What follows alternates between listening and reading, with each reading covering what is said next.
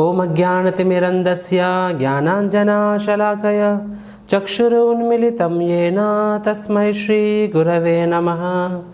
నమః ఓం విష్ణుపదాయ కృష్ణప్రేష్ఠాయ భూతలే శ్రీమతే భక్తివేదాంత స్వామినితి నామినే.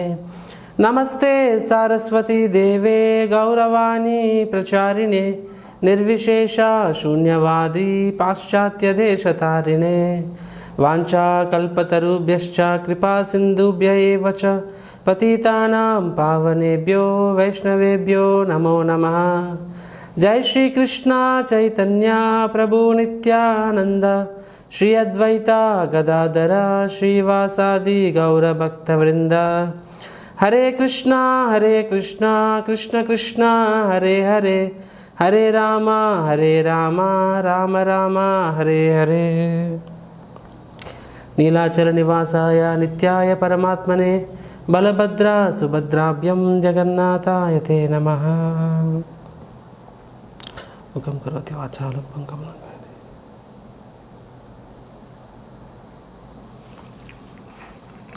హరే కృష్ణ. భక్తులందరికీ జగన్నాథ రథయాత్ర అడ్వాన్స్డ్ శుభాకాంక్షలు. రైట్. సో గత సంవత్సరం మాదిరిగానే ఈ సంవత్సరం కూడా జగన్నాథ స్వామి వారికి ప్రత్యేకమైన ప్లాన్ ఉండొచ్చు. కాబట్టి జగన్నాథ స్వామి వారు ప్రతి సంవత్సరంలాగా నగర వీధుల్లోకి వచ్చి అందరికీ దర్శనం ఇవ్వలేకపోవచ్చు ఈ సంవత్సరము. హవెవర్ ఒక ఫెస్టివల్, ఒక ఉత్సవం అన్నప్పుడు ఉత్సవం అనేది కేవలము ఎక్స్టర్నల్, అంటే మనం చేసే ఆ ఎక్స్టర్నల్ ఈవెంట్స్ మాత్రమే కాదు. ఉత్సవం అన్నాక అత్యంత ముఖ్యమైనది శ్రవణం. కాబట్టి ఈ కోవిడ్ టైంలో ఈ జగన్నాథ రథయాత్రని మనం బెస్ట్ ఏ విధంగా సెలబ్రేట్ చేసుకోగలమంటే శ్రవణోత్సవం ద్వారా. కాబట్టి ఈ 4 రోజులు శ్రీ జగన్నాథ స్వామి లీలామృత శ్రవణోత్సవం అన్నమాట. శ్రవణ ఉత్సవము, right, festival for the years. So Shri Jagannatha Swami వారి కథ మరియు లీలను చర్చించుకోవడం ద్వారా మనము ఈ 4 రోజులు సంపూర్ణంగా జగన్నాథ స్వామి వారి కాన్షియస్ చేతనలో మనము నిమగ్నం అవుతామని చెప్పి ఆశిస్తున్నాను. మరియు మీ అందరికీ కూడా శ్రీ శ్రీ జగన్నాథ్ బలదేవ్ సుభద్ర మహారాణి వారి ఆశీస్సులు పొందాలని చెప్పి కూడా ఆశిస్తున్నాను. రైట్. హరే కృష్ణ. ఓకే. భగవద్గీతలో మనం విన్నట్టుగా భగవంతుడు ప్రతి యుగంలో అవతరిస్తూ ఉంటారు.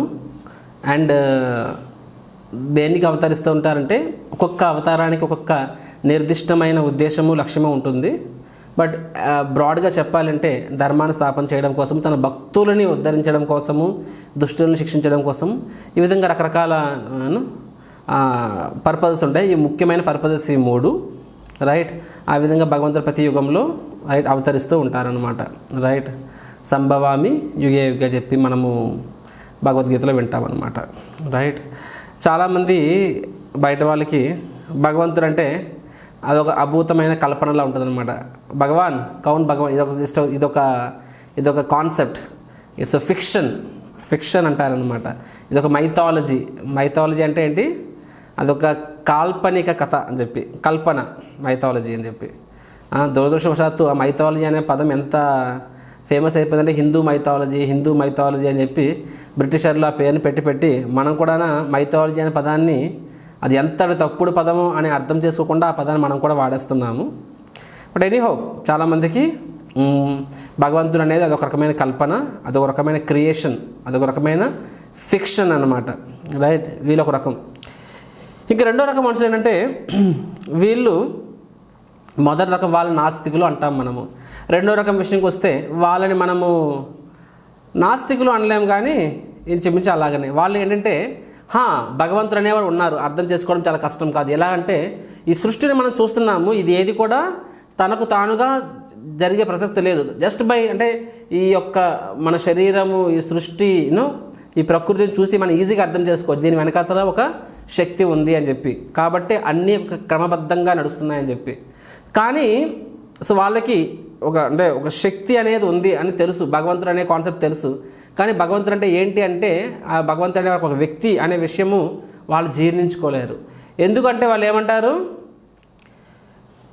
శరీరము, the moment you call a body, శరీరం అనగానే ఇంద్రియాలు. అండ్ మనం చూస్తాము ఈ శరీరం అనేది మనకి ఎంత సుఖాన్ని ఇస్తుంది, ఎంత దుఃఖాన్ని ఇస్తుంది. సుఖంతో పోల్చుకుంటే దుఃఖం 100 రెట్లు ఎక్కువ, అవునా కాదా? కాబట్టి ఈ శరీరం వలనే, శరీరం మనసు కూడా సూక్ష్మ శరీరము, స్థూల శరీరము, సూక్ష్మ శరీరము. ఈ శరీరం స్థూల శరీరము మరియు సూక్ష్మ శరీరం వలనే ప్రతి జీవి కూడా ఎన్నెన్నో అవస్థలు పడుతూ ఉంటాడనమాట, రైట్? సో కాబట్టి భగవంతుడు అనేవారికి శరీరం ఉండకూడదు. ఎందుకంటే భగవంతుడు అనే వాళ్ళకి కష్టాలు ఉండకూడదు. అతనికే కష్టాలు ఉంటే అతను భగవంతుడు ఎలా అవుతాడు? కాబట్టి అతనికి శరీరం ఉండకూడదు. కాబట్టి భగవంతుడు నిరాకారుడు. సో వీళ్ళ యొక్క కంక్లూజన్ ఏంటి? భగవంతుడు నిరాకారుడు అనమాట. భగవంతుడు అన్నింటి దగ్గర ఉన్నాడు అంటారనమాట. ఇక్కడ ఉన్నాడు, అక్కడ ఉన్నాడు, సర్వం వ్యాప్తించి ఉన్నాడు అంటారనమాట. మందిరానికి ఎందుకు వెళ్తున్నారు, ఎందుకు మందిరాల్లో పూజ చేస్తున్నారు? భగవంతుడు అంతా ఉన్నాడు అంటారు వీళ్ళు. భగవంతుడికి రూపం లేదు, నిరాకారుడు, నిర్గుణుడు, ఇలా చెప్తారనమాట వీళ్ళు. అంటే వీళ్ళ దృష్టిలో భగవంతుడు అన్నిటి దగ్గర ఉన్నాడు, గుడిలో మాత్రం లేడు. సరే, వాళ్ళ లెక్క ప్రకారంగా కూడా అన్నిటిలో ఉంటే గుడిలో కూడా ఉండొచ్చు కదా. గుడికి మాత్రం వెళ్ళదు, గుడిలో లేడు, అన్నిటి దగ్గర ఉంటాడు.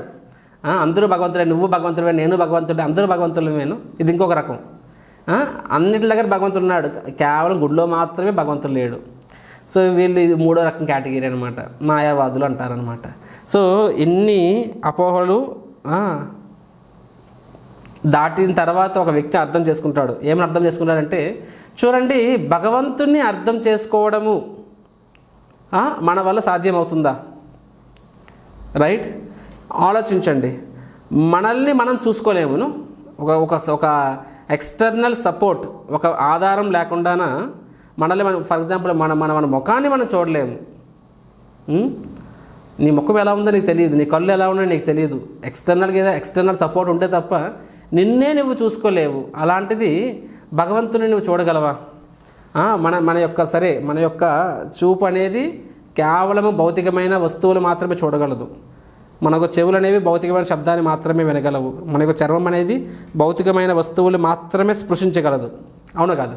కాబట్టి సో భగవంతుడు మనకి ఎన్ని లిమిటేషన్స్ ఉన్నాయి. కాబట్టి భగవంతుడు తను ఈ యొక్క భౌతికమైన పదార్థం ద్వారా వ్యక్తీకరింపబడినప్పుడు ఆ వ్యక్తీకరించిన ఆ విషయాన్నే శ్రీ విగ్రహ అంటారనమాట. శ్రీ విగ్రహ, ప్రతిమ వేరు, విగ్రహం వేరు.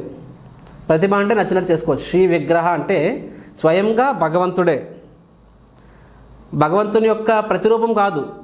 విగ్రహము అంటే భగవంతుని యొక్క ప్రతిరూపం కాదు, భగవంతుడే.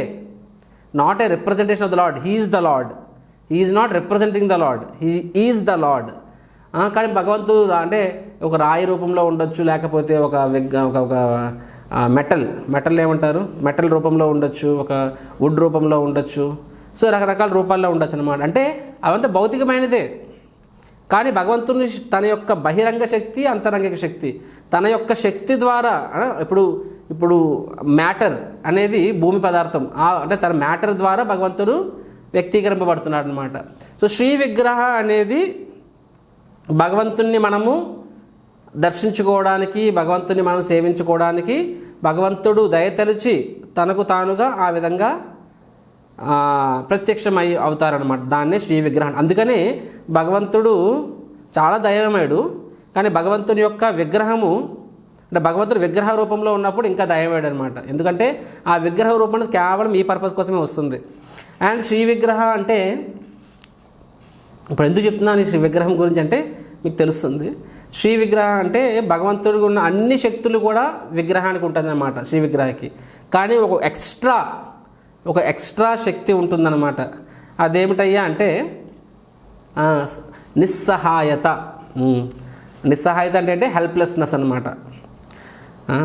అంటే భగవంతుడు తన యొక్క అత్యంత శక్తివంతుడు అయినప్పటికీ తను ఆ శక్తిని అవసరం అయినప్పుడు తప్ప ప్రదర్శించారనమాట. ఫర్ ఎగ్జాంపుల్, భగవంతుడు శ్రీ విగ్రహ రూపంలో ఉన్నప్పుడు నువ్వు ఎలా డ్రెస్సింగ్ వేస్తే అలా ఉంటారు, నువ్వు ఏం పెడితే తీసుకుంటారు, నువ్వు పెట్టకపోతే ఆకలితో ఉంటారు, నువ్వు లైట్ అయ్యకపోతే చీకట్లోనే ఉంటారు, నువ్వు సరిగ్గా నీళ్ళు పెట్టకపోయినా అడగరు, కోప్పడరు. నీకు అర్థమవుతుందా? అంటే సంపూర్ణంగా తన భక్తులు ఎవరికైతే ప్రత్యక్షమయ్యారో తన భక్తులకి దాసోహం అయిపోతారనమాట శ్రీ విగ్రహ రూపంలో. అంటే హీఈస్ ఎ హెల్ప్లెస్ లార్డ్. ఎందుకు అలాగా భగవంతుడు పక్క నుంచి వరుస్తుండవచ్చు? నువ్వు చెప్పాలంటే కొన్నిసార్లు భగవంతుడు పక్క నుంచి నువ్వు దొంగతనం చేయొచ్చు, అయినా భగవంతుడు అవసరమైతే తప్ప దాన్ని ఇంటర్ఫియర్ చేయరనమాట. ఎందుకంటే ఆ విగ్రహం, ఆ పర్పస్, భగవంతుడు విగ్రహం ద్వారా ప్రత్యక్షమైనప్పుడు ఆ పర్పసే ఏంటి? తను భక్తుల ద్వారా చేయించుకుంటారనమాట. లేకపోతే భగవంతుడికి ఏం అవసరం చెప్పండి? భగవంతుడికి భోజనం అవసరమా? భగవంతుడికి డ్రెస్సింగ్ అవసరమా? అతనే అందరికీ సమకూరుస్తున్నారు, అతనికి మనం చేసేది ఏముంది? కానీ తనకు తానుగా భగవంతుడు తన భక్తులు సరెండర్ అయిపోతారు. తద్వారా ఏమవుతుంది? భక్తులు ఓకే నా మీద భగవంతుడు ఆధారపడి ఉన్నాడు అన్నట్టు విధంగా భగవంతునికి సేవ చేస్తారనమాట. తద్వారా భక్తులు ఉద్ధరింపబడతారు. అవునా కదా? ఫర్ ఎగ్జాంపుల్ టెంపుల్లో ఉన్నాము, టైంకి మార్నింగ్ 4:15 కల్లా భగవంతుని నైవేద్యం పెట్టాలి, రైట్? ఒక్క నిమిషం లేట్ అయినా సరే బాధపడతాం, అయ్యో భగవంతుడు లేట్ అయిపోయింది అని చెప్పి. ఆలోచించండి, భగవంతునికి మనం పెట్టేది ఏంటి? భగవంతుడే కదా. కానీ మనం ఎందుకు పెడుతున్నాము? ఎందుకంటే శ్రీ విగ్రహ, భగవంతుడి విగ్రహ రూపంలో ఉన్నప్పుడు ఆ రూపం యొక్క పర్పస్ ఏంటి? తన భక్తుల మీద ఆధారపడతారనమాట. తన భక్తులకి మళ్ళీ తనే రక్షిస్తారు, తన భక్తులు రక్షిస్తారు, కానీ భక్తుల మీద ఆధారపడతారు కూడా. కాబట్టి భక్తులు శ్రీ విగ్రహానికి సేవ చేస్తారు. తద్వారా శ్రీ విగ్రహానికి సేవ చేయడం ద్వారా భక్తులు తరిస్తారు, ఉద్ధరింపబడతారు, రైట్? అండ్ ఇటువంటి శ్రీ విగ్రహ ఏ విధంగా ఉంటుంది? శాస్త్రాలు చెప్పబడి ఉంటుంది. ఎలా పడితే అలా చేయకూడదు. ఆ విగ్రహం అన్నాక దానికంటూ కొన్ని స్టాండర్డ్స్ ఉంటాయి. అంటే ఈ విధంగా ఉండాలి అంటే భగవంతుడి యొక్క రూపాన్ని శాస్త్రాలు ఇవ్వబడి ఉంది. ఆ రూపానికి అనుసంధానంగా మనము విగ్రహాన్ని తయారు చేయాలన్నమాట. అంతేగాని మన ఈ మధ్యలో వినాయక చవితి టైంలో జనాలు వినాయకుడికి క్రికెట్ బ్యాట్ ఇచ్చేస్తున్నారు, వినాయకుడి చేత గిటార్ ప్లే చేస్తున్నారు, వినాయకుడి చేత సాకర్ ఆడిస్తున్నారు. అది తప్పది. అది శ్రీ విగ్రహం అనిపించుకోవద్దు. విగ్రహం అంటే భగవంతుడు శాస్త్రంలో ఏ విధంగా ఇవ్వబడిందో ఆ విధంగాన చేయాలన్నమాట. అండ్ ఒకవేళ కానీ ఆ విగ్రహాన్ని శాస్త్రం ఆధారంగా దాని నిర్మాణం జరగకపోతే, లేకపోతే ఆ యొక్క కార్వింగ్ నిర్మాణం అనేది అసంపూర్ణమైతే ఆ విగ్రహాన్ని ఇన్ జనరల్గా పూజించరు, అసంపూర్ణం అని చెప్పి, రైట్? కానీ ఇప్పుడు వస్తున్న విషయానికి, కానీ మనం చూసినట్లయితే జగన్నాథ స్వామి పేరులోనే ఉంది జగన్నాథ్ అని చెప్పి. జగత్నాథ, జగత్ అంటే సంపూర్ణ జగత్, విశ్వముకి నాథుడు అన్నమాట. జగన్నాథ స్వామిని చూసినట్లయితే ప్రపంచం అంతా ఎక్కువ పూజించేది జగన్నాథ స్వామిని. అండ్ ఆ జగన్నాథ స్వామి విగ్రహాన్ని మనం చూసినట్లయితే అసంపూర్ణమయంగా విగ్రహం ఉంటుందన్నమాట. అసంపూర్ణం. ఇప్పుడే మీరు చెప్పారు కదా బాబుజీ, విగ్రహం అన్నాక దానికంటూ ఒక నియమ నిబంధనలు ఉంటాయి, స్టాండర్డ్స్ ఉంటాయని చెప్పి. కానీ జగన్నాథ్ మనం చూస్తే ఆ విగ్రహం అనేది అసంపూర్ణం. అయినా సరే ఆ విగ్రహాన్ని మనం మాత్రమే పూజించడం కాదు. It's not that only ISKCON వాళ్ళే జగన్నాథ స్వామిని అని కాదు. ప్రపంచంలో ప్రతి దేశంలో ప్రతి నగరంలో కనీసం ఒక జగన్నాథ్ మందిరం ఉంటుందన్నమాట. అంత ఫేమస్ జగన్నాథ స్వామికి జై. సో ఎందుకు జగన్నాథ స్వామి ఆ రూపాన్ని స్వీకరించారు? దాని యొక్క పర్పస్ ఏంటి? సెకండ్ది జగన్నాథ్ కథ. మనం ఈరోజు సిరీస్లో 4 days సిరీస్లో మొదటి రోజు మనము ఈరోజు ఏం చూస్తామంటే జగన్నాథ స్వామి ఈ లోకంలో ఏ విధంగా ఆవిర్భవించారు ఆ స్టోరీ మనము ఇది ఫస్ట్ డే ఆ స్టోరీ మనం ఈరోజు చెప్పుకుంటాం అనమాట, రైట్? అండ్ ఎస్, జగన్నాథ స్వామి మామూలు విషయం కాదు. స్వయంగా చరిత్ర చూసినట్లయితే సరే ద ఓల్డెస్ట్ డిటీ ఈ సృష్టిలోనే అత్యంత పురాతనమైన విగ్రహము జగన్నాథ స్వామి అనమాట. It's the oldest deity. అంతకన్నా పురాతనమైనది ఇంకొకటి లేదు. అండ్ ఆ విగ్రహాన్ని ఎవరు ఆ విగ్రహాన్ని ప్రతిష్ఠ చేశారు? స్వయంగా బ్రహ్మదేవుడు ప్రతిష్ఠ చేస్తారనమాట. అండ్ బ్రహ్మదేవుడు అంటే ఎవరు చూడండి, అతని శరీరం మొత్తం జ్ఞానంతో నిండి ఉంటుంది. మనలాగా స్కూల్కి వెళ్ళి బట్టి అతను నేర్చుకోలేదు శ్లోకాలని. తేనే బ్రహ్మ హృదయాది కవి, స్వయంగా భగవంతుడి నుంచి స్వయంగా బ్రహ్మదేవుడి హృదయంలోకి ప్రవేశించిందనమాట, రైట్? సో అటువంటి బ్రహ్మదేవుడు స్వయంగా ప్రతిష్టాపించిన విగ్రహము జగన్నాథ స్వామి విగ్రహము. అండ్ ఈ సృష్టిలోనే మొట్టమొదటి విగ్రహం జగన్నాథ స్వామి విగ్రహం అని చెప్పబడింది. కాబట్టి ఆ విగ్రహం గురించి మనం తెలుసుకోవాలి. అండ్ ముఖ్యంగా ఈ కలియుగంలో జగన్నాథ స్వామి గురించి ఇంకా ఎక్కువ తెలుసుకోవాలి. ఎందుకంటే జగన్నాథ స్వామి పతిత పావనుడు. డైరెక్ట్గా జగన్నాథ స్వామి ఈ కలియుగానికి చెప్పాలంటే వాస్తవంగా జగన్నాథ స్వామి ఉద్ధారకుడు అనమాట. వేరే మనకి ఆశ్రయం కూడా లేదు. ఎందుకంటే వేరే అంటే భగవంతుడు అన్ని అవతారాల్లోకి అత్యంత దయామయుడు జగన్నాథ స్వామి. మిగతా అవతారాలకి సరే భగవంతుడు ఎప్పుడు దయామయుడే, మన కోసము మందిరంలో ఉంటారు, పాపం రోజంతా నిల్చొని ఉంటారనమాట. ఎప్పుడు వస్తారా నా భక్తులు అని చెప్పి, ఎప్పుడు వస్తారో అలాగా 24/7 నిల్చొని ఉంటూ ఉంటారు. భగవంతుడు దయామయుడు. కానీ జగన్నాథ స్వామి ఇంకొక అడుగు ముందుకేసి, బికాజ్ తెలుసు భగవంతునికి ఏంటంటే ఈ కలియుగ వాసులు ఇంకా దరిద్రులను, అన్నిటికీ టైం ఉంటుంది. సినిమాలకు వెళ్ళడానికి లైన్లో నిలబడతారు, ప్రతి దానికి టైం ఉంటుంది, మందిరానికి రావడానికి టైం ఉండదు. సో భగవంతుడు తనకు తానుగా స్వయంగా ప్రజల్లోకి వచ్చి తను దర్శనమిస్తారనమాట. మనం వెళ్ళి భగవంతుడిని దర్శనం చేసుకోవడం కాదు, తనకు తానుగా స్వయంగా వచ్చి భగవంతుడు మనకి దర్శనమిస్తారు. So such a merciful lord is Jagannath స్వామికి జై. రైట్. సో అఫ్ కోర్స్ ఆ రథయాత్ర గురించి, జగన్నాథ స్వామి రథం మీద దర్శనం చేసుకోవడం వల్ల కలిగిన లాభాలు అవన్నీ ఫర్దర్ క్లాసెస్లో చెప్తాను. But the point is Jagannatha Swami is very magnanimous. అందుకే శ్రీలా ప్రభుపాదుల వారు తన పాశ్చాత్య దేశంలో ప్రచారం చేసినప్పుడు ఫస్ట్ ప్రభుపాదుల వారు ఏ విగ్రహాన్ని స్థాపించేవారు? జగన్నాథ స్వామి విగ్రహాన్ని స్థాపించేవారు, రాధాకృష్ణ విగ్రహాన్ని స్థాపించేవారు కాదు. ఎందుకంటే రాధాకృష్ణ విగ్రహాలని పూజించాలంటే, సేవించాలంటే కొన్ని నియమ నిబంధనలు ఉంటాయి. వాటిని అతిక్రమించకూడదు, వాటిని అశ్రద్ధ చేయకూడదు అనమాట. కానీ జగన్నాథ స్వామి ఎంత దయామయుడు అంటే, మనకి కొంచెం భక్తి శ్రద్ధలు ఉంటే ఈవెన్ ఆ సేవలో అపరాధాలు అయినా సరే జగన్నాథ స్వామి పెద్ద మనతో క్షమిస్తారనమాట. ఎందుకు పెద్ద మనతో క్షమిస్తారన్నది ఎందుకు జగన్నాథ స్వామి ఎంత దయామయుడు అన్నది ఈరోజు క్లాస్ చివరిలో మనం చర్చించుకుంటాం మనము. రైట్. సో అందుకనే ప్రభుపాద్ ప్రతి కలియుగ వాసులు అంటే వారు ఆధ్యాత్మిక జీవితంలో అత్యంత నిమ్న స్థాయి, అంటే అత్యంత అధమ స్థాయి. కాబట్టి అటువంటి వారికి సిద్ధాంతం కూడా అర్థం అవ్వదని చెప్పి ప్రభుపాద వారు ఏం చేశారు? జగన్నాథ్ రథయాత్రలు ప్రారంభించారనమాట. కాబట్టి ఆ రథయాత్ర ఉత్సవాల్లో జనాలు అంటే ఒక మేళాలాగా చూసుకున్నా సరే, ఏ విధంగా వాళ్ళు పార్టిసిపేట్ అయినా సరే వారికి కృప దొరుకుతుంది స్వామివారిని రథం మీద చూడనప్పుడు. సో ఈ విధంగా ప్రభుపాదుల వారు జగన్నాథ స్వామి మందిరాలు స్థాపించారు, జగన్నాథ రథయాత్రలు ప్రారంభించారు. తద్వారా ఈ అత్యంత అధములైన కలియుగ వాసులను కూడా శుద్ధ భక్తుల కింద మార్చగలిగారనమాట. రైట్. జగన్నాథ స్వామి జగన్నాథ స్వామి కృపని ప్రభుపాదుల వారు అందరికీ అందించారనమాట. కాబట్టి జగన్నాథ స్వామి గురించి తెలుసుకోవడం మనకి ఎంతైనా అవసరము. సో దట్ మనం ఇంకొంచెం భక్తి శ్రద్ధలతో జగన్నాథ స్వామి సేవ చేయవచ్చు కాబట్టి. Okay. So now will begin. So ఇప్పుడు మనం చెప్పుకోబోతున్న చరిత్ర ఇంద్రద్యుమ్న మహారాజ్ది.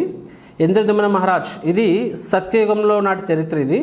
అండ్ ఇది కూడా స్వయంభూ ఫస్ట్ మను యొక్క ప్రథమ రోజు, అంటే చరిత్ర అంటే టైం చెప్పాలంటే ద ఫస్ట్ అంటే బ్రహ్మదేవుడి వంశంలో చూసినట్లయితే 25వ లీనియేజ్, ఆ వంశంలో 25వ రాజు ఎవరు? ఇంద్రద్యుమ్న మహారాజు అనమాట. అతను ఒక గొప్ప భక్తుడు, శుద్ధ వైష్ణవుడు. అండ్ అతను అవంతి రాజ్యం, మాలవ రాజ్యానికి అతను చక్రవర్తి. ఆ రాజ్యం యొక్క రాజధాని అవంతి. సో అయితే ఇంద్రద్యుమ్న మహారాజ్ అతను మనసులో కోరిక పుడుతుందన్నమాట. ఈ సృష్టిలోనే అత్యంత పవిత్రమైన, అత్యంత ప్రభావవంతమైన, అత్యంత దయమైన భగవంతుడు ఎక్కడ స్థాపించబడి ఉన్నారు, నేను స్వయంగా భగవంతుడు దర్శనం చేసుకోవాలనుకుంటున్నాను. తర్వాత ఆ భగవంతునికి ఒక పెద్ద మందిరం నిర్మించాలి.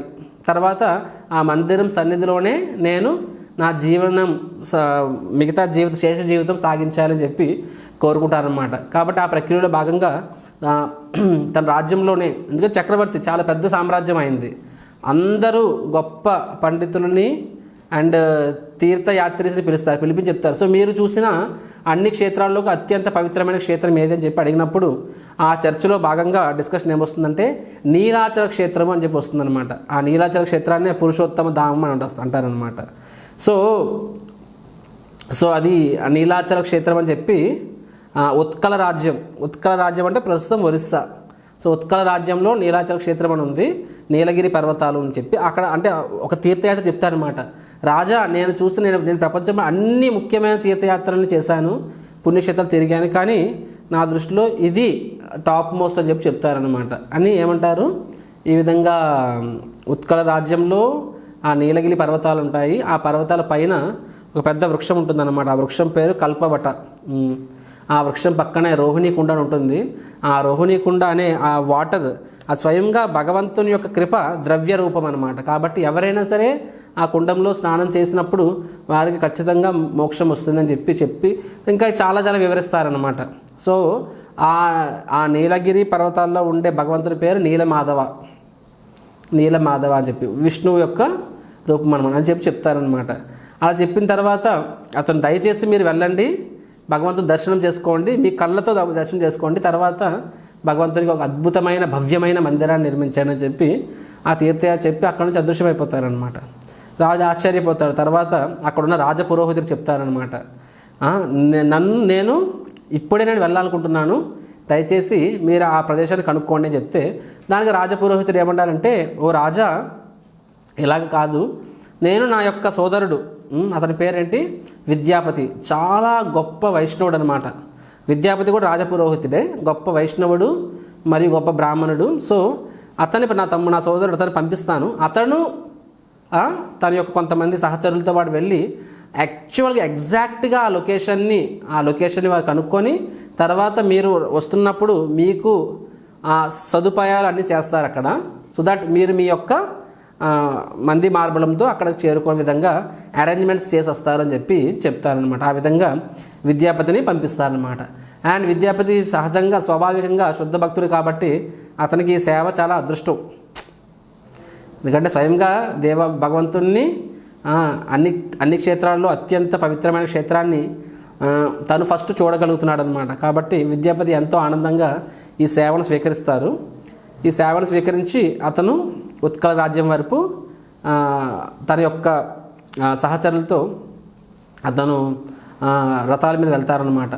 అలా చాలా రోజులు ఇంచుమించుగా చాలా నెలలు దాటిన తర్వాత చివరికి వాళ్ళు రాజ్యంలో ప్రవేశించబోతారు. మహానది రివర్ వస్తుంది, మనకు తెలుసు ఒరిస్సాలో మహానది రివర్ వస్తుంది.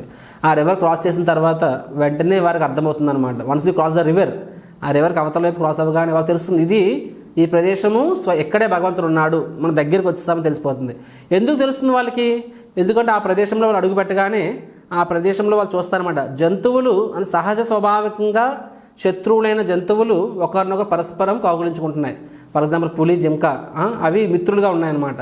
ఇది కేవలము ఆధ్యాత్మిక ప్రపంచంలో సాధ్యమవుతుంది. భాగవతం 3వ స్కందం 15వ అధ్యాయం మనం చూసినట్లయితే ఆధ్యాత్మిక వైకుంఠ లోకాల వర్ణన వస్తుంది. ఆ వైకుంఠ లోకాల వర్ణనలో మనం చూస్తామన్నమాట, జంతువులన్నీ స్నేహభావంతో ఉంటాయన్నమాట. అంటే పరస్పర విరుద్ధమైన స్వభావం కలిగిన జంతువులు కూడా స్నేహభావంతో ఉంటాయి. సో విద్యాపతి చూస్తాడనమాట, ఎస్ నేను వైకుంఠంలోకి ప్రవేశించాను అని చెప్పి. ఎందుకంటే వైకుంఠం అంటే ఆధ్యాత్మిక ప్రపంచంలో వైకుంఠమే కాదు, భౌతిక ప్రపంచంలో కూడా భగవంతుడు ఎక్కడ ఉంటారో అది వైకుంఠమే అని చెప్పి శ్రీల ప్రభుపాద కూడా అన్నారు, నా ఇస్కాన్ మందిరాలు వైకుంఠ ధామాలు అన్నారు అనమాట. అంటే ఇది actually embassies. For example America ఎక్కడుంది, నార్త్ అమెరికన్ ఖండంలో ఉంది, రైట్. కానీ ప్రతి దేశంలో కూడా అమెరికా యొక్క ఎంబసీ ఉంటుందన్నమాట. ప్రతి పెద్ద పెద్ద నగరాల్లో ఎంబసీ అంటారనమాట. ఆ ఎంబసీలోకి వెళ్తే ఆ దేశం యొక్క నియమాలు అక్కడ పాటించరు. ఫర్ ఎగ్జాంపుల్ భారతదేశంలో అమెరికన్ ఎంబసీ ఉంది. అమెరికా ఎంబసీలోకి వెళ్తే అక్కడ అన్ని భారతదేశ నియమాలు ఉండవు, అమెరికా నియమాలు ఉంటాయి. అంటే రైట్ సైడ్ డ్రైవ్ చేస్తారు, లెఫ్ట్ సైడ్ డ్రైవ్ చేయరు, మీకు తెలుసో లేదు. సో ఎంబసీలో the rules are American rules, not local India rules. అదేవిధంగా సో ఈ భౌతిక ప్రపంచంలోనే ఉంది ధామము, కానీ ఆ భౌతిక ప్రపంచం నియమాలు ధామానికి వర్తించవన్నమాట. మీకు అర్థమవుతుందా, రైట్. అఫ్కోర్స్ ఒరిస్సాలో ఉంది భౌతిక ప్రపంచం, ఇండియా, కానీ భౌతిక ప్రపంచంలో ఉంది, కానీ భౌతిక ప్రపంచ నియమాలు వర్తించవన్నమాట.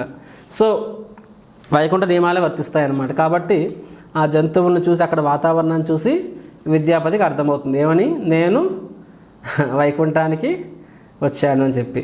సో అలా విద్యాపతి ఇంకా ముందుకు వెళ్తున్నప్పుడు విద్యాపతికి కనిపిస్తుంది దగ్గరలో నీలగిరి పర్వతం కూడా కనిపిస్తుంది అక్కడ. సో అతను రాత్రి అవుతుందన్నమాట. రాత్రి అవుతున్నప్పుడు రెస్ట్ తీసుకుందాం అనుకున్నప్పుడు అక్కడ శబ్దాలు వినిపిస్తాయన్నమాట. ఎందుకంటే ముందు ఆ తీర్థయాత్ర చెప్తారు, ఏమని చెప్తారంటే ఆ నీలమాధవుని ఎవరు ఈ సవర అనే జాతి ఉంటుందన్నమాట, రైట్. వాళ్ళే దైత్యపతి అని కూడా అంటారనమాట. సవర జాతి వాళ్ళు అంటే వాళ్ళు స్కెడ్యూల్ ట్రైబ్స్, ఆటవిక వాసులు అనమాట, సింపుల్ చెప్పాలంటే స్కెడ్యూల్ ట్రైబ్స్ అనమాట. అడవిల్లో ఉండేవాళ్ళు అనమాట. ఆ సవర జాతి వాళ్ళు భగవంతుని అక్కడ సేవ చేస్తారని చెప్పి ముందుగానే ఆ తీర్థయాత్ర చెప్తారనమాట. కాబట్టి ఇతను ఆ శబ్దం వినిపించి అక్కడ దగ్గరలో వెళ్తున్నప్పుడు అర్థమవుతుంది ఏమని, వాళ్ళు ఆ యొక్క సబర గ్రామానికి వచ్చారని చెప్పి. సో వెంటనే వాళ్ళు, ఎందుకంటే విద్యాపతి రాజపురోహితుడు గొప్ప బ్రాహ్మణుడు వైష్ణవుడు కాబట్టి వాళ్ళు ఎంతో మర్యాదగా విద్యాపతిని ఆతిథ్యం ఇస్తారు, తన మనుషులను ఆతిథ్యం ఇస్తారు. తర్వాత వారి యొక్క నాయకుడు ఆ యొక్క సవర గ్రామానికి ఆ నాయకుడి పేరేంటి, విశ్వవసు. సో ఆ నాయకుడి దగ్గర తీసుకెళ్తారనమాట, తీసుకెళ్తారు పరిచయం చేయడానికి. అప్పుడు ఆ విశ్వవసు నిద్రలో ఉంటారనమాట. అప్పుడు అతని యొక్క కూతురు, ఆవిడ పేరు లలిత. సో ఆవిడ విద్యాపతిని అంటే రిసీవ్ చేసుకొని అన్ని అతిథి మర్యాదలు చేసి ప్రసాదం పెట్టి సత్కరిస్తే వారు ఉండడానికి నివాస యోగం కల్పిస్తారనమాట. తర్వాత మరుసటి రోజు విద్యాపతి విశ్వవసు కలుసుకుంటారు. అండ్ తర్వాత విద్యాపతి అక్కడ కొన్నాళ్ళు ఉంటానని చెప్తారనమాట. వాళ్ళు దాన్ని హ్యాపీగా అంగీకరిస్తారు. అండ్ విద్యాపతి ఏం గమనిస్తారంటే ప్రతిరోజు కూడా రోజంతా ఆ యొక్క గ్రామం యొక్క ఆ సవర గ్రామం యొక్క నాయకుడు విశ్వవసు రోజంతా నిద్రపోతూ ఉంటారనమాట. రోజంతా నిద్రపోతూ ఉంటారు. రాత్రి అయ్యేసరికి ఒక ల్యాంటర్న్, ఒక దీపం బుడ్డి పట్టుకొని ఎక్కడికో వెళ్తారనమాట, కొండ మీదకి వెళ్తూ ఉంటారనమాట. సో విద్యాపతికి అర్థమవుతుంది ఇతను భగవంతుని సేవ చేయడానికి వెళ్తున్నారు, సీక్రెట్గా చేస్తున్నారు అనే విషయం విద్యాపతి తెలిసిపోతుంది అనమాట. ఎందుకంటే విద్యాపతి కన్విన్స్డ్, ముందే తెలుసు ఈ ప్రదేశంలో ఉంది అని చెప్పి. ప్లస్ ఆ ప్రదేశం వాతావరణం చూసినప్పుడు అర్థమవుతుంది విద్యాపతికి. సో ఆ విశ్వవసు యొక్క కూతురుని అడుగుతారనమాట, లలిత అడుగుతారనమాట. అంటే మీ తండ్రి గారు రోజు ఇలాగే ఉంటారా అని అడుగుతారు. రోజు మార్నింగ్ పడుకుంటారంటే అవును అంటారనమాట. రాత్రి ఎక్కడికి వెళ్తారు అని అడుగుతుందనమాట. నాకు తెలియదు అంటదనమాట. అదేంటి నీకు తెలియకపోవడం ఏంటి, నువ్వు ఎప్పుడు అడగవా అని అడిగితే, ఒకసారి అడిగిన పాపానికి లాగిపడి మా తండ్రి గారు కొట్టారు, నీకెందుకని చెప్పి లాగిపడి కొట్టారు, అప్పటి నుంచి అడగడం మానేసాను అంటారనమాట. సో మరి నువ్వేం చేస్తావంటే, రోజు నేను మార్నింగ్ తెల్లవారు లేచి స్నానం చేసి అడవికి వెళ్ళి అత్యంత సుగంధమైన పువ్వులు మరియు అత్యంత సుగంధమైన ఫలాలు, సో పూలు ఫలాలు నేను సేకరిస్తాను. రాత్రి అయ్యేసరికి పూజా సామాగ్రి సేకరిస్తాను. రాత్రి అయ్యేసరికి మా తండ్రి గారు ఆ పూజా సామాగ్రి మరియు పువ్వులు పళ్ళు తీసుకొని కొండ మీదకి వెళ్తారు. నాకు ఎంతే తెలుసు, ఎక్కడికి వెళ్తారో నాకు తెలియదు, మమ్మల్ని ఎప్పుడు తీసుకెళ్ళలేదు, ఎవరిని తీసుకెళ్ళి తను ఒక్కరే వెళ్తూ ఉంటారని చెప్తారనమాట.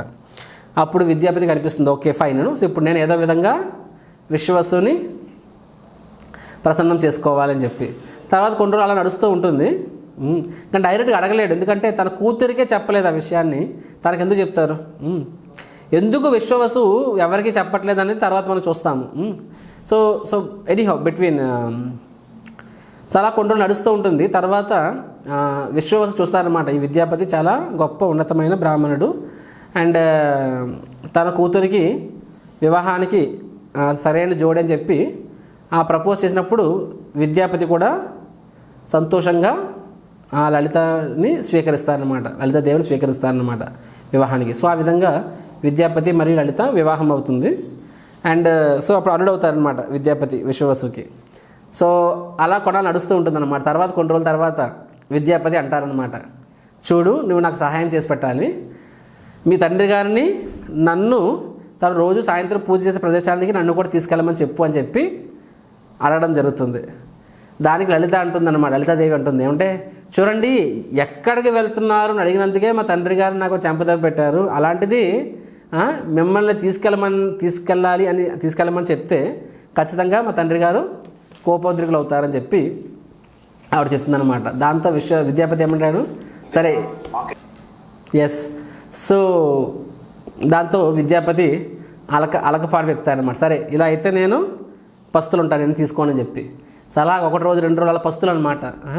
సో అది చూసి తన భార్య లలితాదేవి కూడా టెన్షన్ పడుతుందన్నమాట. తనకి అర్థమవుతుంది, ఇంకా తండ్రి గారు చెప్తే ఒకవైపు తండ్రి ఒకవైపు భర్త, ఆవిడకి అర్థం కాదు. తను ఏం చేస్తే తను కూడా పస్తులు ఉండడం మొదలు పెడుతుంది. ప్లస్ ఆ పూలు పళ్ళు పూజ సామాగ్రి పంచేయడం ఆపేస్తుంది అనమాట. విశ్వాసకు అర్థం కాదు, అరే పూలు తేలేదు పళ్ళు తేలేదు పూజ సామాగ్రి రెడీ చేయలేదు, ఏమవుతుందంటే అంతే, ఆవిడ కూడా అలకపాలు పెక్కేస్తుంది అనమాట.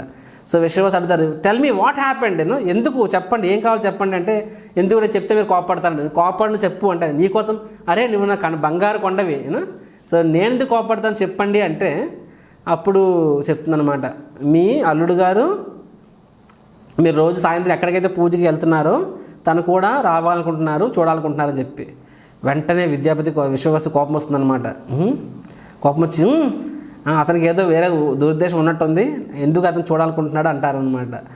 దాంతో కానీ సరే అయితే మీ ఇష్టము, ఆయన భోంచేయడు, ఆయన భోంచేపి నేను కూడా భోంచేయని చెప్పి మానేస్తే తప్పదు కదా అల్లుడును.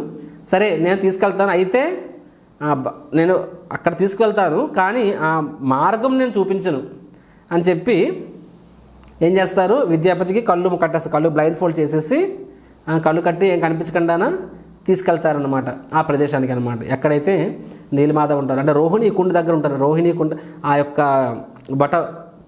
ఆ పెద్ద వటవృక్షం దగ్గర రోహిణీ కుండ ఉంటుంది. ఆ రోహిణీ కుండ పక్కన నీలమాధవ్ ఉంటారనమాట. రోజు విద్యాపతి విశ్వవాసు పూజిస్తారనమాట. సో విద్యాపతి చెప్తే విద్యాపతి ఒప్పుకుంటారు, సరే నో ప్రాబ్లం, నా కళ్ళు గంతలు కట్టండి, ఏం పర్వాలేదు అని చెప్పి. కానీ ఎంతైనా రాజపురోహితుడు కదా, పొలిటీషియన్ నేను, కాబట్టి ఏం చేస్తారు, కొన్ని విత్తనాలు అంటే గింజలు, ఆవు గింజలను విత్తనాలు పట్టుకొని చేతులు పట్టుకుని వెళ్తారనమాట. దారి పొడుగున అలాగ ఒక్కొక్క గింజ వదిలేస్తారనమాట. సో దారంతా తర్వాత మార్గం తెలిసిపోతుంది. కొన్ని రోజులు పోయాక ఆబ్వియస్లీ మొక్కలు వస్తాయి కదా, ఏ విత్తనం వేస్తే ఆ మొక్కలు వస్తాయన్నమాట. సో అలా చేరుకుంటారు. అక్కడ చేరుకున్నాక అప్పుడు విశ్వాసు కళ్ళు తెరిపిస్తారు. తర్వాత అక్కడ రోహిణీ కుండలో స్నానం చేయిస్తారనమాట. విద్యాపతికి అర్థమవుతుంది, ఈ యొక్క ప్రదేశము స్వయంగా ఇది సామాన్య ప్రదేశం కాదు. రోజు అప్పుడు చెప్తారు, రోజు ఇక్కడికి దేవతలు వచ్చి నీలమాధవ్ని పూజిస్తారని చెప్పి చెప్తారనమాట. రైట్. తర్వాత విద్యాపతి నీలమాధవ్ దర్శనం చేసుకుంటారనమాట. భగవంతుని యొక్క సౌందర్యాన్ని చూసి ఎంతో అక్కడ ఆ సుగంధము, ఆ వాతావరణం చూసి అర్థమైపోయింది, ఇది స్వయంగా వైకుంఠము అని చెప్పి.